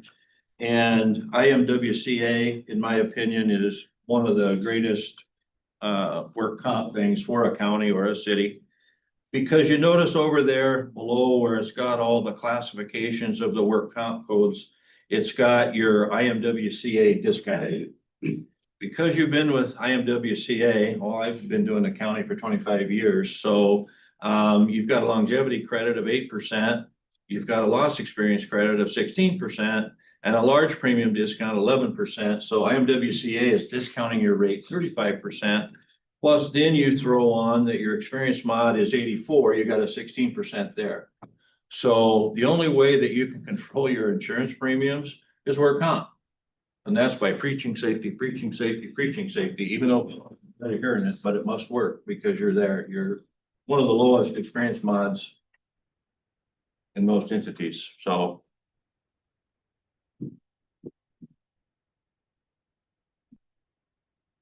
Also, after, I believe it's June 12th, Sherwood Forest has got some buildings and things that'll have to go on. So I will go out and take a look, see at some measurements, and we'll get that put together and get them endorsed on after June 12th. Now, I don't know if they're gonna go back, I hope. What they're gonna do is they'll bind it because your July renewal has been released. They'll bind it and they'll just endorse it on July 1. That's what I anticipate them to do. Because for new construction, you have automatic coverage anyway, so. But I think they'll just add that on, so there will be a supplemental bill that will come on that once we get Sherwood Park or Forest, whatever it's called, and the buildings and things put on that. Any thoughts or wanting to think about raising your cyber liability up to $1 million versus the $250 that is included? I don't know what safeguards you've all got, but we did fill out a cyber application and all that stuff's on there. But I'm just talking above my pay grade. I have no idea what some of those things they were talking about mean. But they all said it was good, so. Do you do any kind of assessment on that? On the cyber? What I've always been told is buy as much as a checkbook can endure. And the reason for it is when it comes to liability, you don't know how much you're going to lose. And the liability amount, the county used to have 6 million, I believe. And I lose track of time, but I want to say 7 or 8 years ago, it was moved to increase. Bill probably remembers that about 7, 8 years ago to raise it up. Paul made the motion to raise it up to 10 million. So how much liability is enough? I don't know. I can tell you after the gavel drops. And on cyber liability, you're obligated to make notifications out that you've had a breach. And I think you got to have 2 mailings on that. Plus, I think you're obligated for 2 years. You've got to have, if somebody elects to take it, you have to pay for their data, whatever they call it, security or whatever it's called. So it does get expensive. Now, will it happen? I don't know, but they say it's not a matter of if, it's a matter of when. Kind of like when a tornado comes, we're going to get one someday. I think what I'm asking is do you guys do any kind of assessment of our systems and protections? They do. ICAP does come out. They have an IT team and they'll come out. Plus they reviewed that cyber application that was filled out by your IT people. And so if they thought that there was a real problem, they would have contacted and said, oh, you got to do this, got to do that. But, it's like anything. There's a smart person that developed the security on these, but there's also a smart criminal out there that'll eventually break it. That's why it's ever changing. And when you find out, it's obviously too late. They've been in there quite a while when it happens. And we're seeing, as far as an insurance industry standard, we're seeing cyber losses are becoming more frequent and more expensive, unfortunately. So it's happening. I was wondering, can we get Alyssa's opinion on this? She's out of the building right now, so. Oh, okay. Steve, to answer your question, ICAP and we're come annually and do site visits. And that's part of their what they're checking on. As far as cyber and meet up with Alyssa with questions and Okay. Yeah, they have a, policies and procedures, so. Yeah. yeah, they have a risk improvement department with specific IT people. That's their niche and that's all they do. What would that $1 million do? What that's going to do is it's going to pay for the notification cost that you have to do and notify the anyone that would be affected or all customers. The other customers, employees, because just look if somebody got in and got all the employees' dates of birth, social security numbers and all that. Plus I believe it's 2 years of cyber protection. Plus, if it's a ransomware and they say, hey, we want, $500,000 or we're gonna blow up your system. It's for anything that has to do with someone that has breached your data security.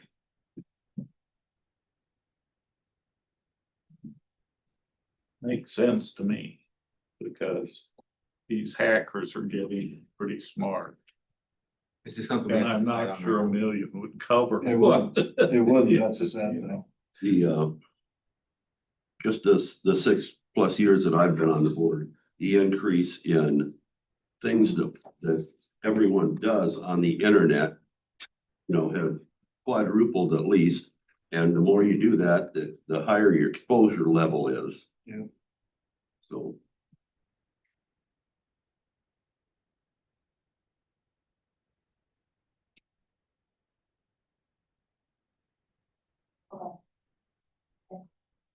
Perfect. Melissa said it'd be worth it because we don't have anything right now. And before in the past, it was maybe 100 to 250. So with it being $1 million policy, she said it'd be worth it. And that was, what'd you say, a little over 6,200? Trust Alyssa. Yeah. Yeah. So. She said it'd be worth it. There's your answer right there. I'll make a motion to increase the cyber liability from 250 to $1 million. Kenneth moved, I'll second. Mr. Dullard second. Further discussion? Hearing none. Kim? Aye. Mr. Dullard? Aye. Mr. Clark? Aye. Levi? Aye. And Bill is aye. You have done, I've only had one that said no. Well, but I don't tell you that until after you make your decision because it's your decision to make. But We did our due. I've only had one out of all, I do about 19 public entities, and I've only had one say, no, we don't need it. They're a small town, they don't take credit cards in, Oh. they don't do any billing, the water, the bills, the lights, the gas is all done through the gas companies. And the only thing they collect is a dog tax and a pet tax. So. Otherwise, any other questions or concerns? Russ, will the ICAP grant be available this next fiscal year then? For every department except yours. Oh, No, yes, it's okay. that is one thing that, 'Cause back in the day when life was good for insurance carriers, you would get a voucher. So rather than change rates, you would get a voucher that it was X amount of percent of your paid premium. And then times got tough, so I had to discontinue that. But one of the things that I always go to the annual ICAP meeting to find out what's the latest and greatest and what's been going on. And they ask us, what is the one thing? And there was probably 500 or 600 people at this meeting. And they said, what is the number one thing you want to be sure that ICAP continues? And it was the grant. So they have continued it. Yeah, it's $1,000, but hey, it's free money. Doesn't matter whether your premium is $1 million or whether your premium is $2,500, you're still entitled to a safety grant for $1,000. And that pays for all of our county trainings. So it's really beneficial. So I think it does reflect into our mod factor that way too. It does. Yeah, your mod factor pays dividends, through that safety meeting because the experience mod, as long as you have an experience mod below 1.0, the safety people have done their job and your employees have done their job and watch carefully. The only thing you can't do on tasers or police department, sheriff's department, no tasers, no guns. Anything else that has to do with safety, whether it's training, vest, safety equipment is all inclusive in that. And always don't get $950, make sure you spend another $50 to get a whole $1,000. Jeff will help me spend it. So, but if anybody's ever got any questions or concerns, give me a call, be glad to meet with you one-on-one or whatever it takes, but appreciate your business. Thank you all very, very much. Thanks, So Russ. keep our fingers crossed that Mother Nature calms down. Appreciate it. Thank you. Thanks, Russ. Thanks, Russ. Thank you. Oh, I better, you want me to stop by and give this to Lori, or would you like the official paperwork? You can stop by and give it to Lori. Okay, I'll stop over and I'll give it to Lori. Thank you all very much. Thank you, Russ. Nice you stay on the motion to approve. Here you go. Absolutely. Lori, yes, Lori. Yes. We have another public hearing. You need to sit down, ma'am. Second. Mr. Dullard seconded, further discussion. Hearing none, Levi. Aye. Mr. Dullard. Aye. Mr. Clark. Aye. Kim. Aye. And Bill is aye. Official. Okay, next on our agenda is the approval of the 26th agreement with ISAC for HIPAA administration. So Alyssa handed this to me. Is this you doing Yeah. this? Well, wait, we can't have that. Because first, we need to sing happy birthday. Happy birthday to you. Happy birthday to you. Happy birthday, dear Bill. Happy birthday to you. Okay, birthday girl, what you got for us? My phone's been blowing up back here. Yeah, that's a first, right? Alyssa had to step out of the building for a little bit and handed me the HIPAA agreement as she walked out the door. I think this was all in your board packet. This is the HIPAA agreement with ISAC. We have done this for several years. This again too is kind of a safety policy in reference to our HIPAA and the benefits that we do get from ISAC with that. There is a HIPAA training opportunities for our employees that can be done virtually or in person. You'll see that list of services that are offered. Annual, this goes into effect July 1st through the next fiscal year. Total cost $1,750. I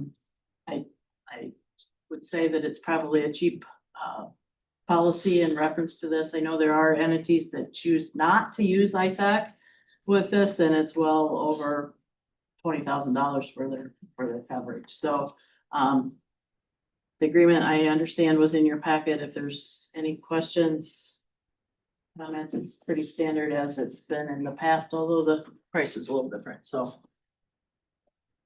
I thought it went a lot quicker when Sue did it. It's not her birthday, so. I would make a motion that we approve the ISAC HIPAA program. I'll second. Mr. Clark has moved, Kim has seconded. Is there further discussion? Hearing none, Mr. Clark. Aye. Kim. Aye. Mr. Dullard. Aye. Levi. Aye. And Bill is aye. Okay, item number 7, mental health update, and appointment of an MH advocate. So this morning I sat and kind of scribbled out my notes for this meeting at 8:30, and then Sue comes in at 9:45 and gives me a document, and it blows my notes all to heck. So that's how fast mental health services change. The update, I was going to tell you, there is really no update. There has not been any movement, although hot off the press this morning was our information that approves the transition plan for the region.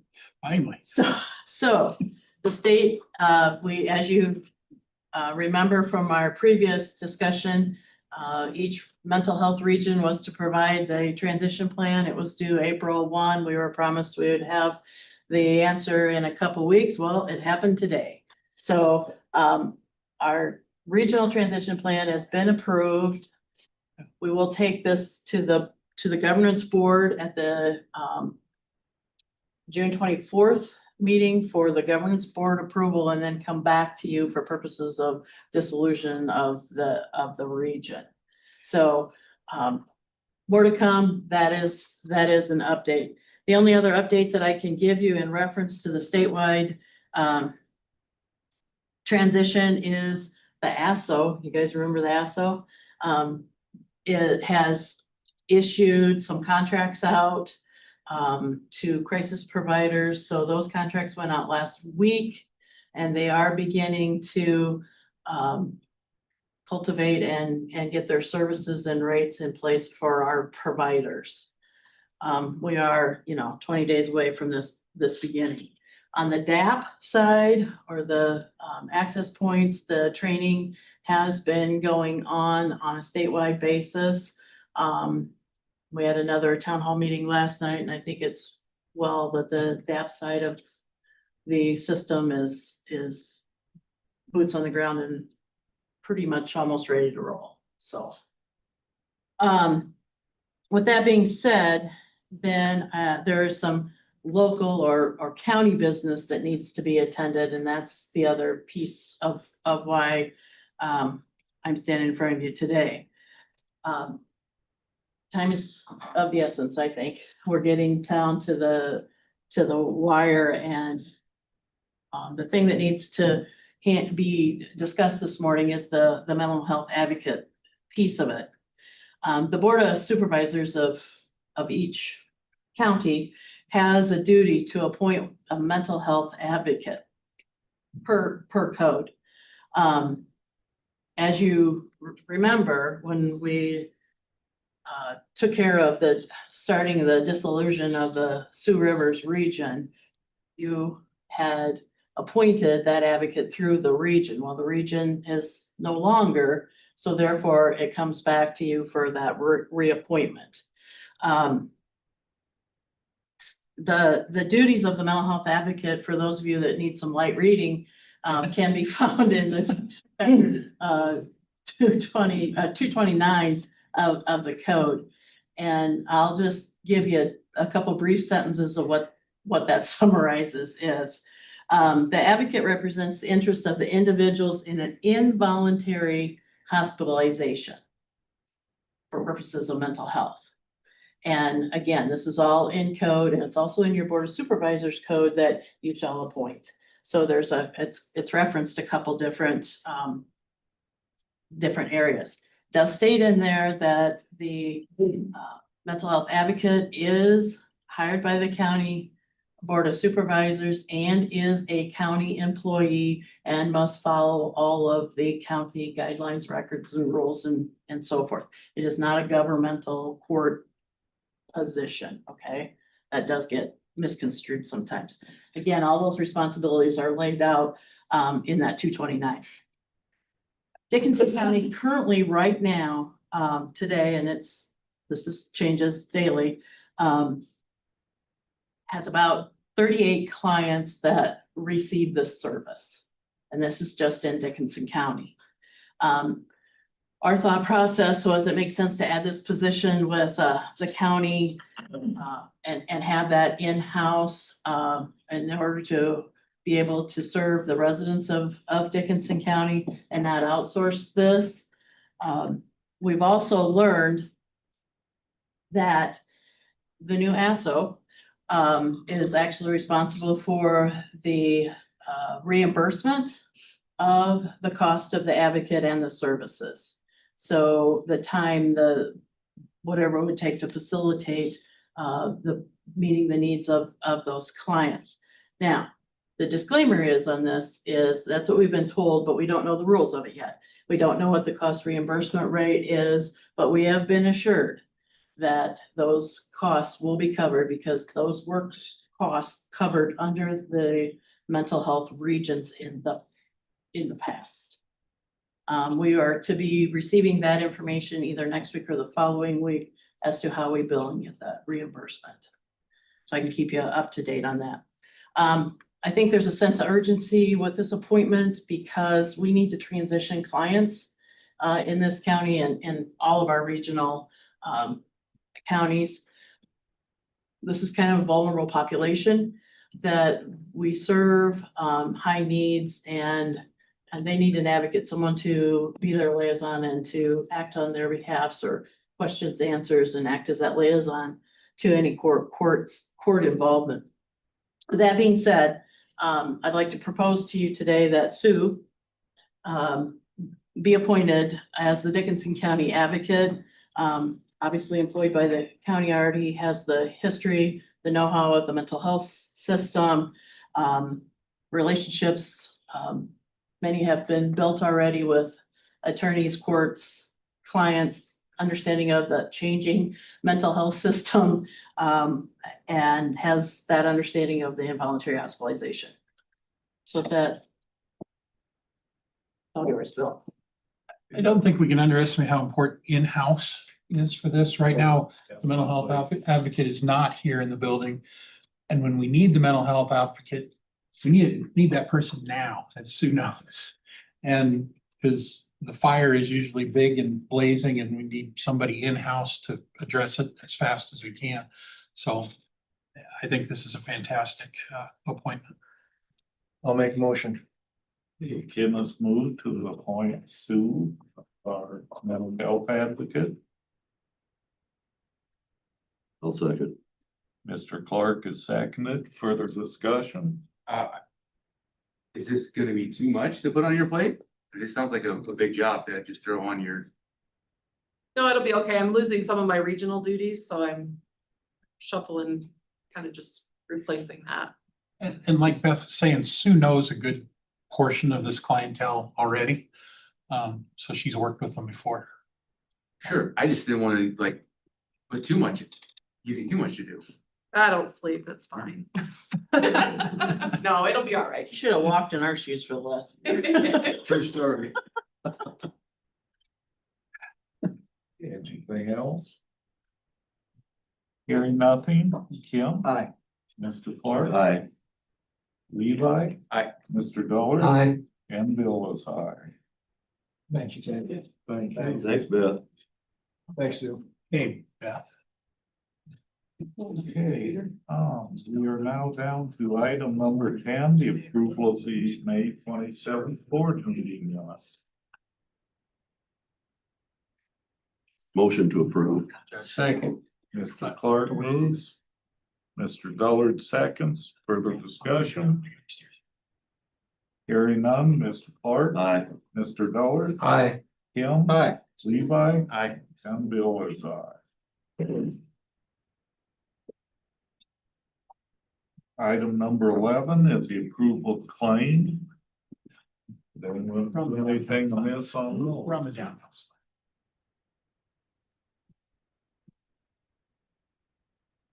Motion to approve. Kim has moved. I'll second. Levi seconded. Further discussion? Hearing none. Kim. Aye.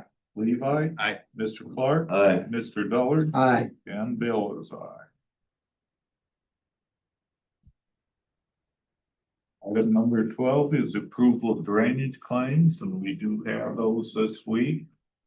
Our first one is stamp warrant DD 15 to Jacobson Westergaard for $1,007.05. Motion to approve. Kim has moved. Second. Mr. Dullard second. Further discussion? Hearing none. Kim. Aye. Mr. Dullard. Aye. Mr. Clark. Aye. Levi. Aye. And Bill is aye. Our second one is Drainage District Joint 61 Main Ditch to Beck Engineering for $4,350. Motion to approve. Mr. Clark moves. I'll second. Kim seconds. Further discussion? Mr. Clark. Aye. Kim. Aye. Mr. Dullard. Aye. Levi. Aye. And Bill is aye. Our third one is Drainage District Joint 61 Branch 398. For Hudson Law Firm, $300 for a teleconference with Colin. And then for Jacobson Westgard for $3,141.75. Motion to approve. Mr. Clark moves, I'll second. Levi seconds, further discussion. Hearing none, Mr. Clark, Aye. Levi, Aye. Mr. Dullard, Aye. Kim. Aye. Bill is aye. Other joint districts as follow. DD Joint 1, Dickinson and Osceola to Beck Engineering for $1,205. Motion to approve. Kim has moved, I'll second. Levi seconded, further discussion. Hearing none, Kim. Aye. Levi. Aye. Mr. Clark. Aye. Mr. Dullard. Aye. And Bill is aye. The next one, joint district Dickinson and Osceola is Beck Engineering for $220. Motion to approve. Kim has moved, Second. Mr. Clark seconds, further discussion. Hearing none, Kim. Aye. Mr. Clark. Aye. Levi. Aye. Mr. Dullard. Aye. And Bill. Our last one is joint Drainage District 3, Dickinson and Osceola, Beck Engineering for $220. Motion to approve. Kim has moved, Second. Mr. Dullard second, further discussion. Hearing none, Kim. Aye. Mr. Dullard. Aye. Mr. Clark. Aye. Levi. Aye. And Bill is aye. Okay, moving on. County engineer, you've been most patient. Good morning, everyone. Good morning. Morning, Jeff.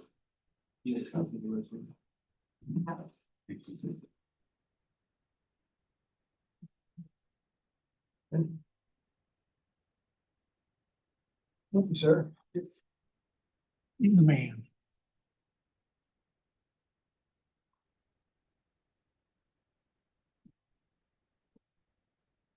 First item we have on today's agenda is consider or approve request for repairs on D1 open ditch in Direct County forced to complete the removal of Beaver Dam, which we're estimating cost to be less than $1,000.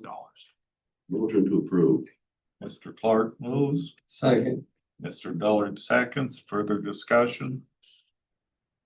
Hearing none, Mr. Clark, Aye. Mr. Dullard, Aye. Kim, Aye. Levi. Aye. And Bill is aye. Thank you, Board. The item we have this morning is to approve request for repairs on DD 46 tile and reimburse Mike Schmeling to complete repairs by McCarty Custom Tiling Excavation, which I'm estimating to be less than $2,500. Motion to approve. Mr. Clark moves, I'll second. Kim seconds, further discussion. Hearing none, Mr. Clark. Aye. Kim. Aye. Mr. Dullard. Aye. Levi. Aye. And Bill is aye. The third item this morning is to make a recommendation to approve Kramer and Associates Incorporated from Grind, Iowa as a low bidder in the amount of $617,146.63 for the two bridge deck overlay projects in 822 and 834 on the west side of the county. Motion to approve. Kim has moved, I'll second. Levi has seconded. As far as discussion, how many bids did we get on those? But I believe we had 3 bids on that project. Okay, It was a tied project for both bridges to be done at the same, or not. They tied the 2 projects together. thank you. Any further discussion? Hearing none, Kim. Aye. Levi. Aye. Mr. Clark. Aye. Mr. Dullard. Aye. And Bill is aye. The fourth item this morning is to adopt a resolution to authorize the county engineer to execute contract documents for behalf of the Board of Supervisors for the 2 projects just mentioned.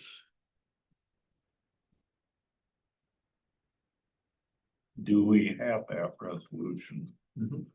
Didn't I send it to you? Did I forget? You got it. It says I didn't. Okay. Whereas the Board of Supervisors hereafter referred to as the board believes the 2 bridge project deck overlay projects hereafter referred to as the project is in the best interest of Dickinson County and the residents thereof. The project is defined as bridge deck overlays on County Route 822 and 834. And whereas the board has sought appropriate professional guidance for the concept and planning for the project and followed the steps as required by the Code of Iowa for notifications, hearings, and bidding lettings. And whereas the board finds this resolution appropriate and necessary to protect, preserve, and improve the rights, privileges, property, peace, safety, health, welfare, comfort, and convenience of Dickinson County and its citizens. All is provided for in and permitted by section 331.301 of the Code of Iowa. And it is therefore resolved by the board to accept the bid from Kramer and Associate Inc. in the amount of $617,146.63 and awards the associated contracts to the same. Be it further resolved that all other resolutions or parts of resolutions in conflict with this resolution are hereby repealed. If any part of this resolution is adjudged invalid or unconstitutional, such adjudication shall not affect the validity of the resolution or action of the board as a whole, or any part thereof not adjudged invalid or unconstitutional. This resolution shall be in full force and effect from and after the date of its approval as provided by law. And be it further resolved by the Board of Supervisors of Dickinson County, Iowa, that after receiving the necessary contract documents, including but not limited to the contractor's bond and certificate of insurance, Jeffrey Rose, P.E., the county engineer for Dickinson County, Iowa, be and is hereby designated, authorized, and empowered on behalf of the Board of Supervisors of said county to execute the contracts in connection with the awarded construction project let through the DOT for this county. Thank you. Motion to approve. Mr. Clark moves. I'll second. Mr. Dullard seconds. Further discussion? There is none. Mr. Clark, Aye. Mr. Dullard. Aye. Kim. Aye. Levi. Aye. And Gould is aye. Thank you, board. Just one quick update for Lower Gar. I know it didn't get on the agenda, but we did receive response back to FEMA, which I think Bill shared with everybody.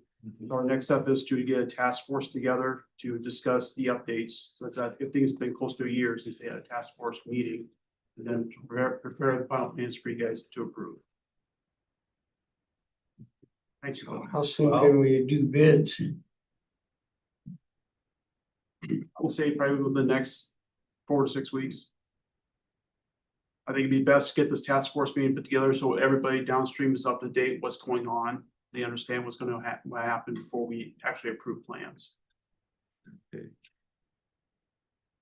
Steve, you've been on it. Yeah. Who else was with you? I would like to serve if I can. It was Tim, but he's not. Yeah. I'd be happy to serve. Well, yeah, I was on it, so. Okay. And you'd like to be on it. Sounds good. You're elected. Okay. I'll get into it then. Thanks, Jeff. Thanks, Jeff. Now, before we let you go, I noticed in the bills, we had a bill for bridge inspection. Have you gotten that report back? And if so, how are we doing? I have not seen the report yet. Okay, I'm hoping to be here soon. yeah, well, I just was wondering how we were doing. That's all. Sure. I haven't heard of any problems yet, so. Excellent. I did Thank have you. one point that I wanted to bring up, the FEMA letter that you forwarded to us. You know, on you got sent to Bill and you forwarded it to us. It still has Cole listed as a Dickinson County I engineer. noticed that. Does that need to be changed or? I can check into it. Okay, well, I just, you know, when we're doing this, we want to make sure everything's done right. We don't want somebody to come back, you know, in 6 months and say, oh, yeah, but he's not the county engineer, Jeff is, so, Oh, that's a good point. I's dotted, T's crossed. Yep. okay.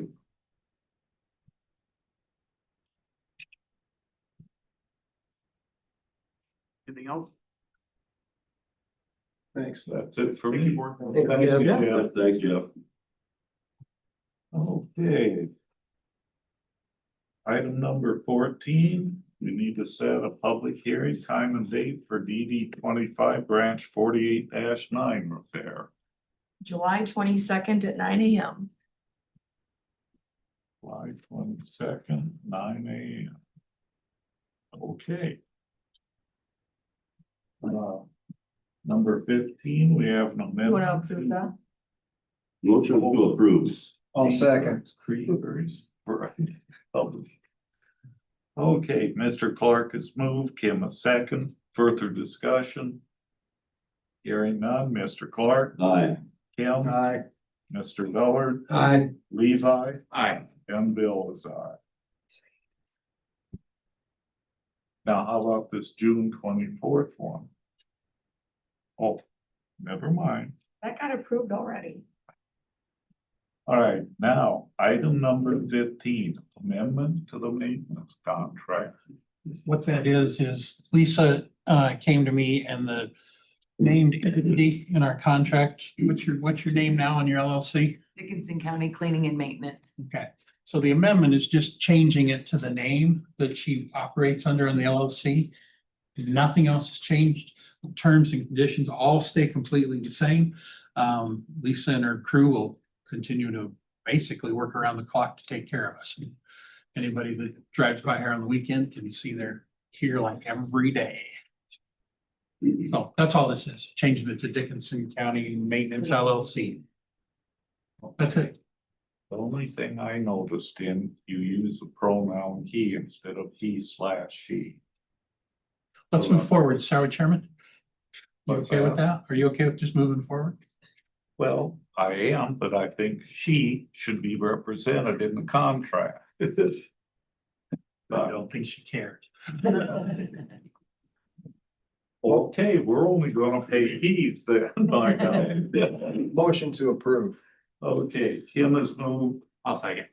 Levi seconded, further discussion. Hearing none, Kim. Aye. Levi. Aye. Mr. Clark. Aye. Mr. Dullard. Aye. And Bill is aye. Thanks, Lisa. You're doing a good Thank you for job, everything you do, Lisa. Thank you. Okay, lastly. We have general discussion and board and committee report. Kim? At a Two Rivers Mental Health Governance Board meeting, June is our last official month for providing funding for services.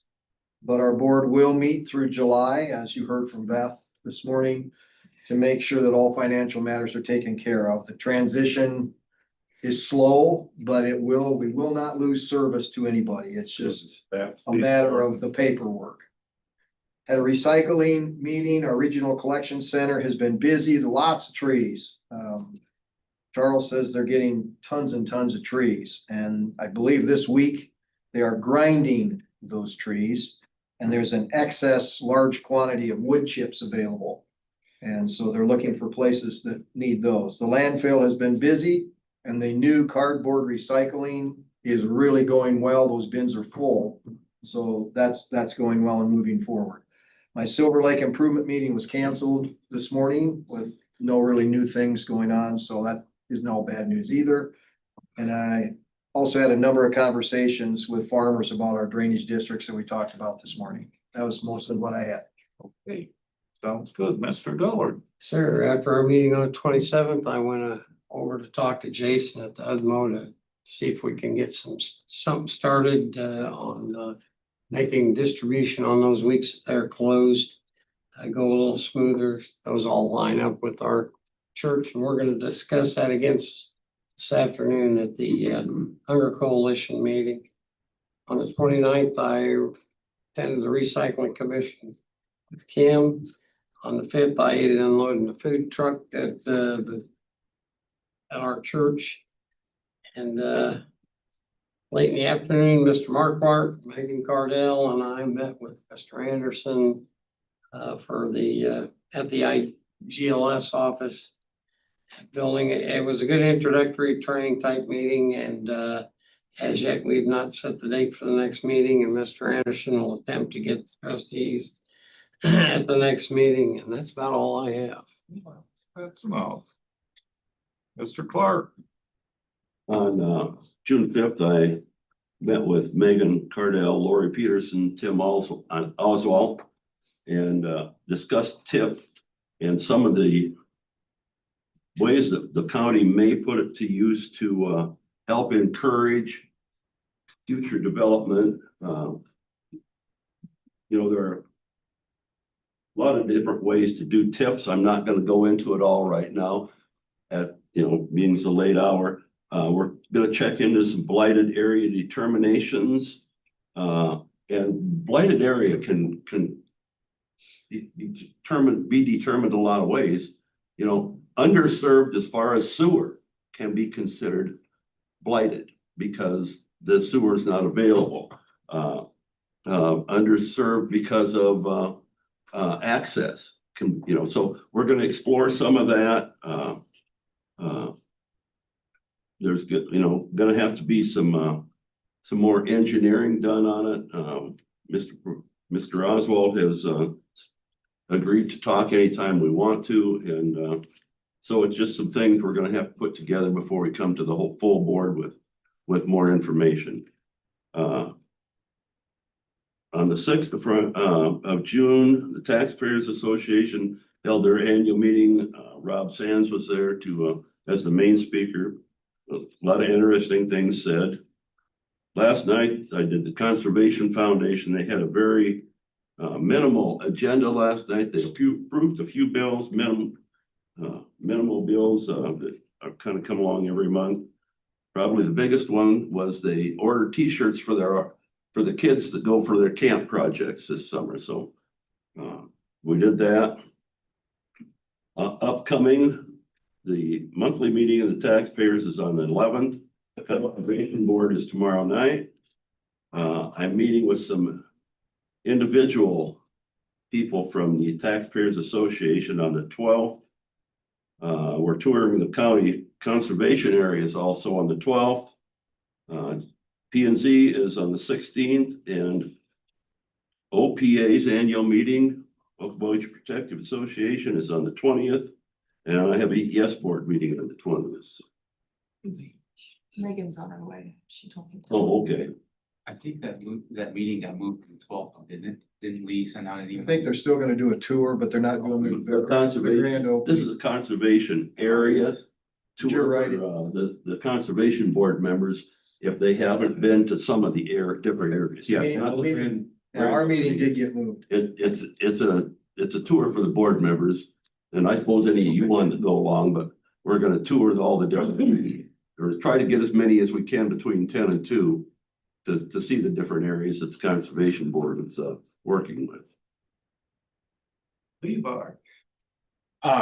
Yeah, so I got back from visiting my daughter and went right into meetings then on Thursday.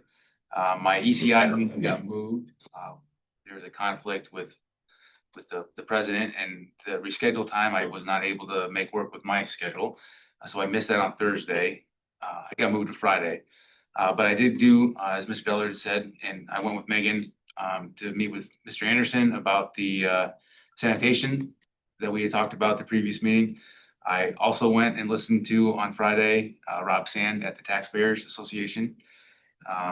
Last night, I went to the city council meeting in Milford, and I'm gonna go to the Board of Trustees at the Sanitation District this afternoon. And I've got a Trails Board meeting this week as well. Okay, sounds good. As for me, I've been pretty much listening to elevator music all week. You call up utility boards and try and get my brother's utility switched out of his name, and it's terrible, let me tell you folks, but that's basically what I've been doing.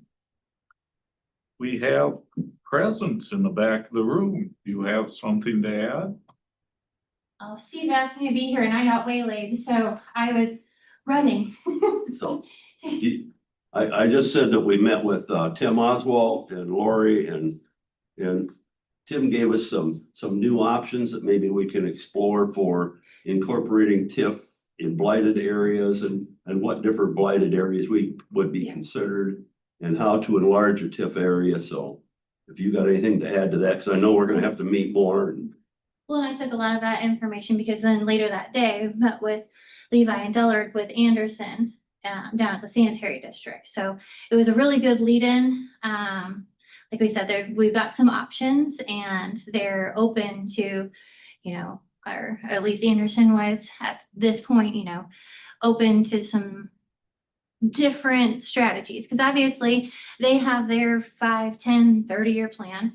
And so if we can get some developers and with some different TIF funds or try to get creative with the budget to still service new developments while they're still taking care of, you know, other underserviced areas. Hopefully we can kind of bring some projects together and, yeah, just kind of mesh that together. So, and then one of the areas that Kim, you were talking about that also had entered into the conversation at the sanitary district was the Indian Hills L is what I'm gonna call it. And so that's on their radar too, and just a couple different things that hopefully we can do. to Open up capacity and get those folks on sanitary sewer would be a great benefit. No, both those meetings that day were awesome. Thank you, Megan. Thanks, Megan. Now, Megan, presently, do all TIFs sunset? No. That is why the ones that are black areas are not a sunset, they're called legacy TIFs. And that is what the legislature was kind of looking at this past year and into the future, because there's somebody, I don't remember which representative it was, that really doesn't like these legacy TIFs that go on. So then they Definitely. can go on forever, basically. So I think that was what one of the co-changes they were kind of looking at. But economic development is 20 years, housing is 10. So. Okay. Thank you. Sheriff? End of the fiscal year again. I'm missing one of my vehicles that was ordered when you could first order them, still not here. I'm sure the deal going on in LA isn't gonna help it anymore. Burn them up again. So, this vehicle would have got me out of trouble, so I'm just saying, you'll get the money back, but I'm in vehicle trouble. So instead of getting a couple next year, I might have to get 3. But you'll get the money back from this year. You know, just you order them and hope they show up. And then the problem with this one is I heard 2026 is a new model year, so some equipment don't fit. So I'm gonna wait and see if it comes, or I'll just have to get rid of the equipment, which is no big deal, but. So you could rugged, then if you don't get it, then does that money that you budgeted go back into the general fund? I'm assuming, yes. Yeah. My overrun. So that makes it look Right. like we're It not just goes back. spending I mean, our money. Yeah, I need the car. oh, well, we know that. You know, I mean, How I got in trouble in the first place, and I thought we had it fixed, but apparently not, so. okay, Just give good you a luck. heads up. We appreciate it. Thank you. Not here by Tuesday. Nothing I can do. Thank you, sir. Thanks. Thanks, Rick. Okay, does anyone have anything else for the good of the cause? If not, I'd take a motion to adjourn. I'll make that motion. Mr. Dullard moves. Second. Levi seconds. Further discussion? As there is none, Mr. Dullard, Aye. Levi. Aye. Mr. Clark. Aye. Kim. Hi. And Bill.